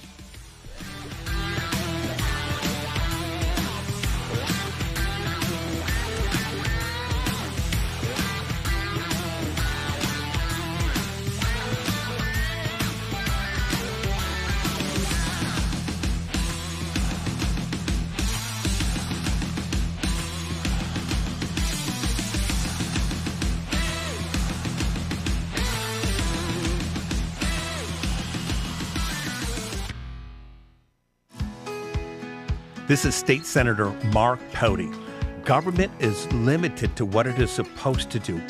One of the things that is critical that we're supposed to be working on is transportation. Here in Middle Tennessee, our roads need more help. As your state senator, we are focused on getting more money reoccurring without a new tax increase for our roads here in Tennessee. This is State Senator Mark Pody. Paid for by Campaign for Mark Pody, Christina Hibden, Treasurer. Hey there, it's Lenny McGill, founder and CEO of GlockStore.com. For over 30 years, I've supported our Second Amendment rights with GlockStore.com, the world's #1 source for Glock handguns, parts, and accessories. I also support accurate, unbiased journalism like the Michael Patrick Leahy Show. His team broke the Kilmar Abrego Garcia traffic stop and was the first to obtain that video. Independent journalism at its finest. Visit us at GlockStore.com. Listen to Michael Patrick Leahy and make America great again. FlatFeeNashville.com is a full-service real estate brokerage that charges homeowners a upfront flat fee of $999 to completely list, market, and sell your home. We are all about saving consumers money, saving that equity. Nobody should hire an agent and feel like when that agent walks in the door, that agent is more concerned about the down payment on their next Mercedes purchase versus saving the equity that those homeowners have worked hard for. I've spent my entire career in ensuring that the equity that people save and they put into their monthly mortgage every single month, as much of that as we possibly can goes back to them when they go to list and sell that home. The idea is to give homeowners the ability to really create generational wealth. FlatFeeNashville.com, FlatFeeNashville.com.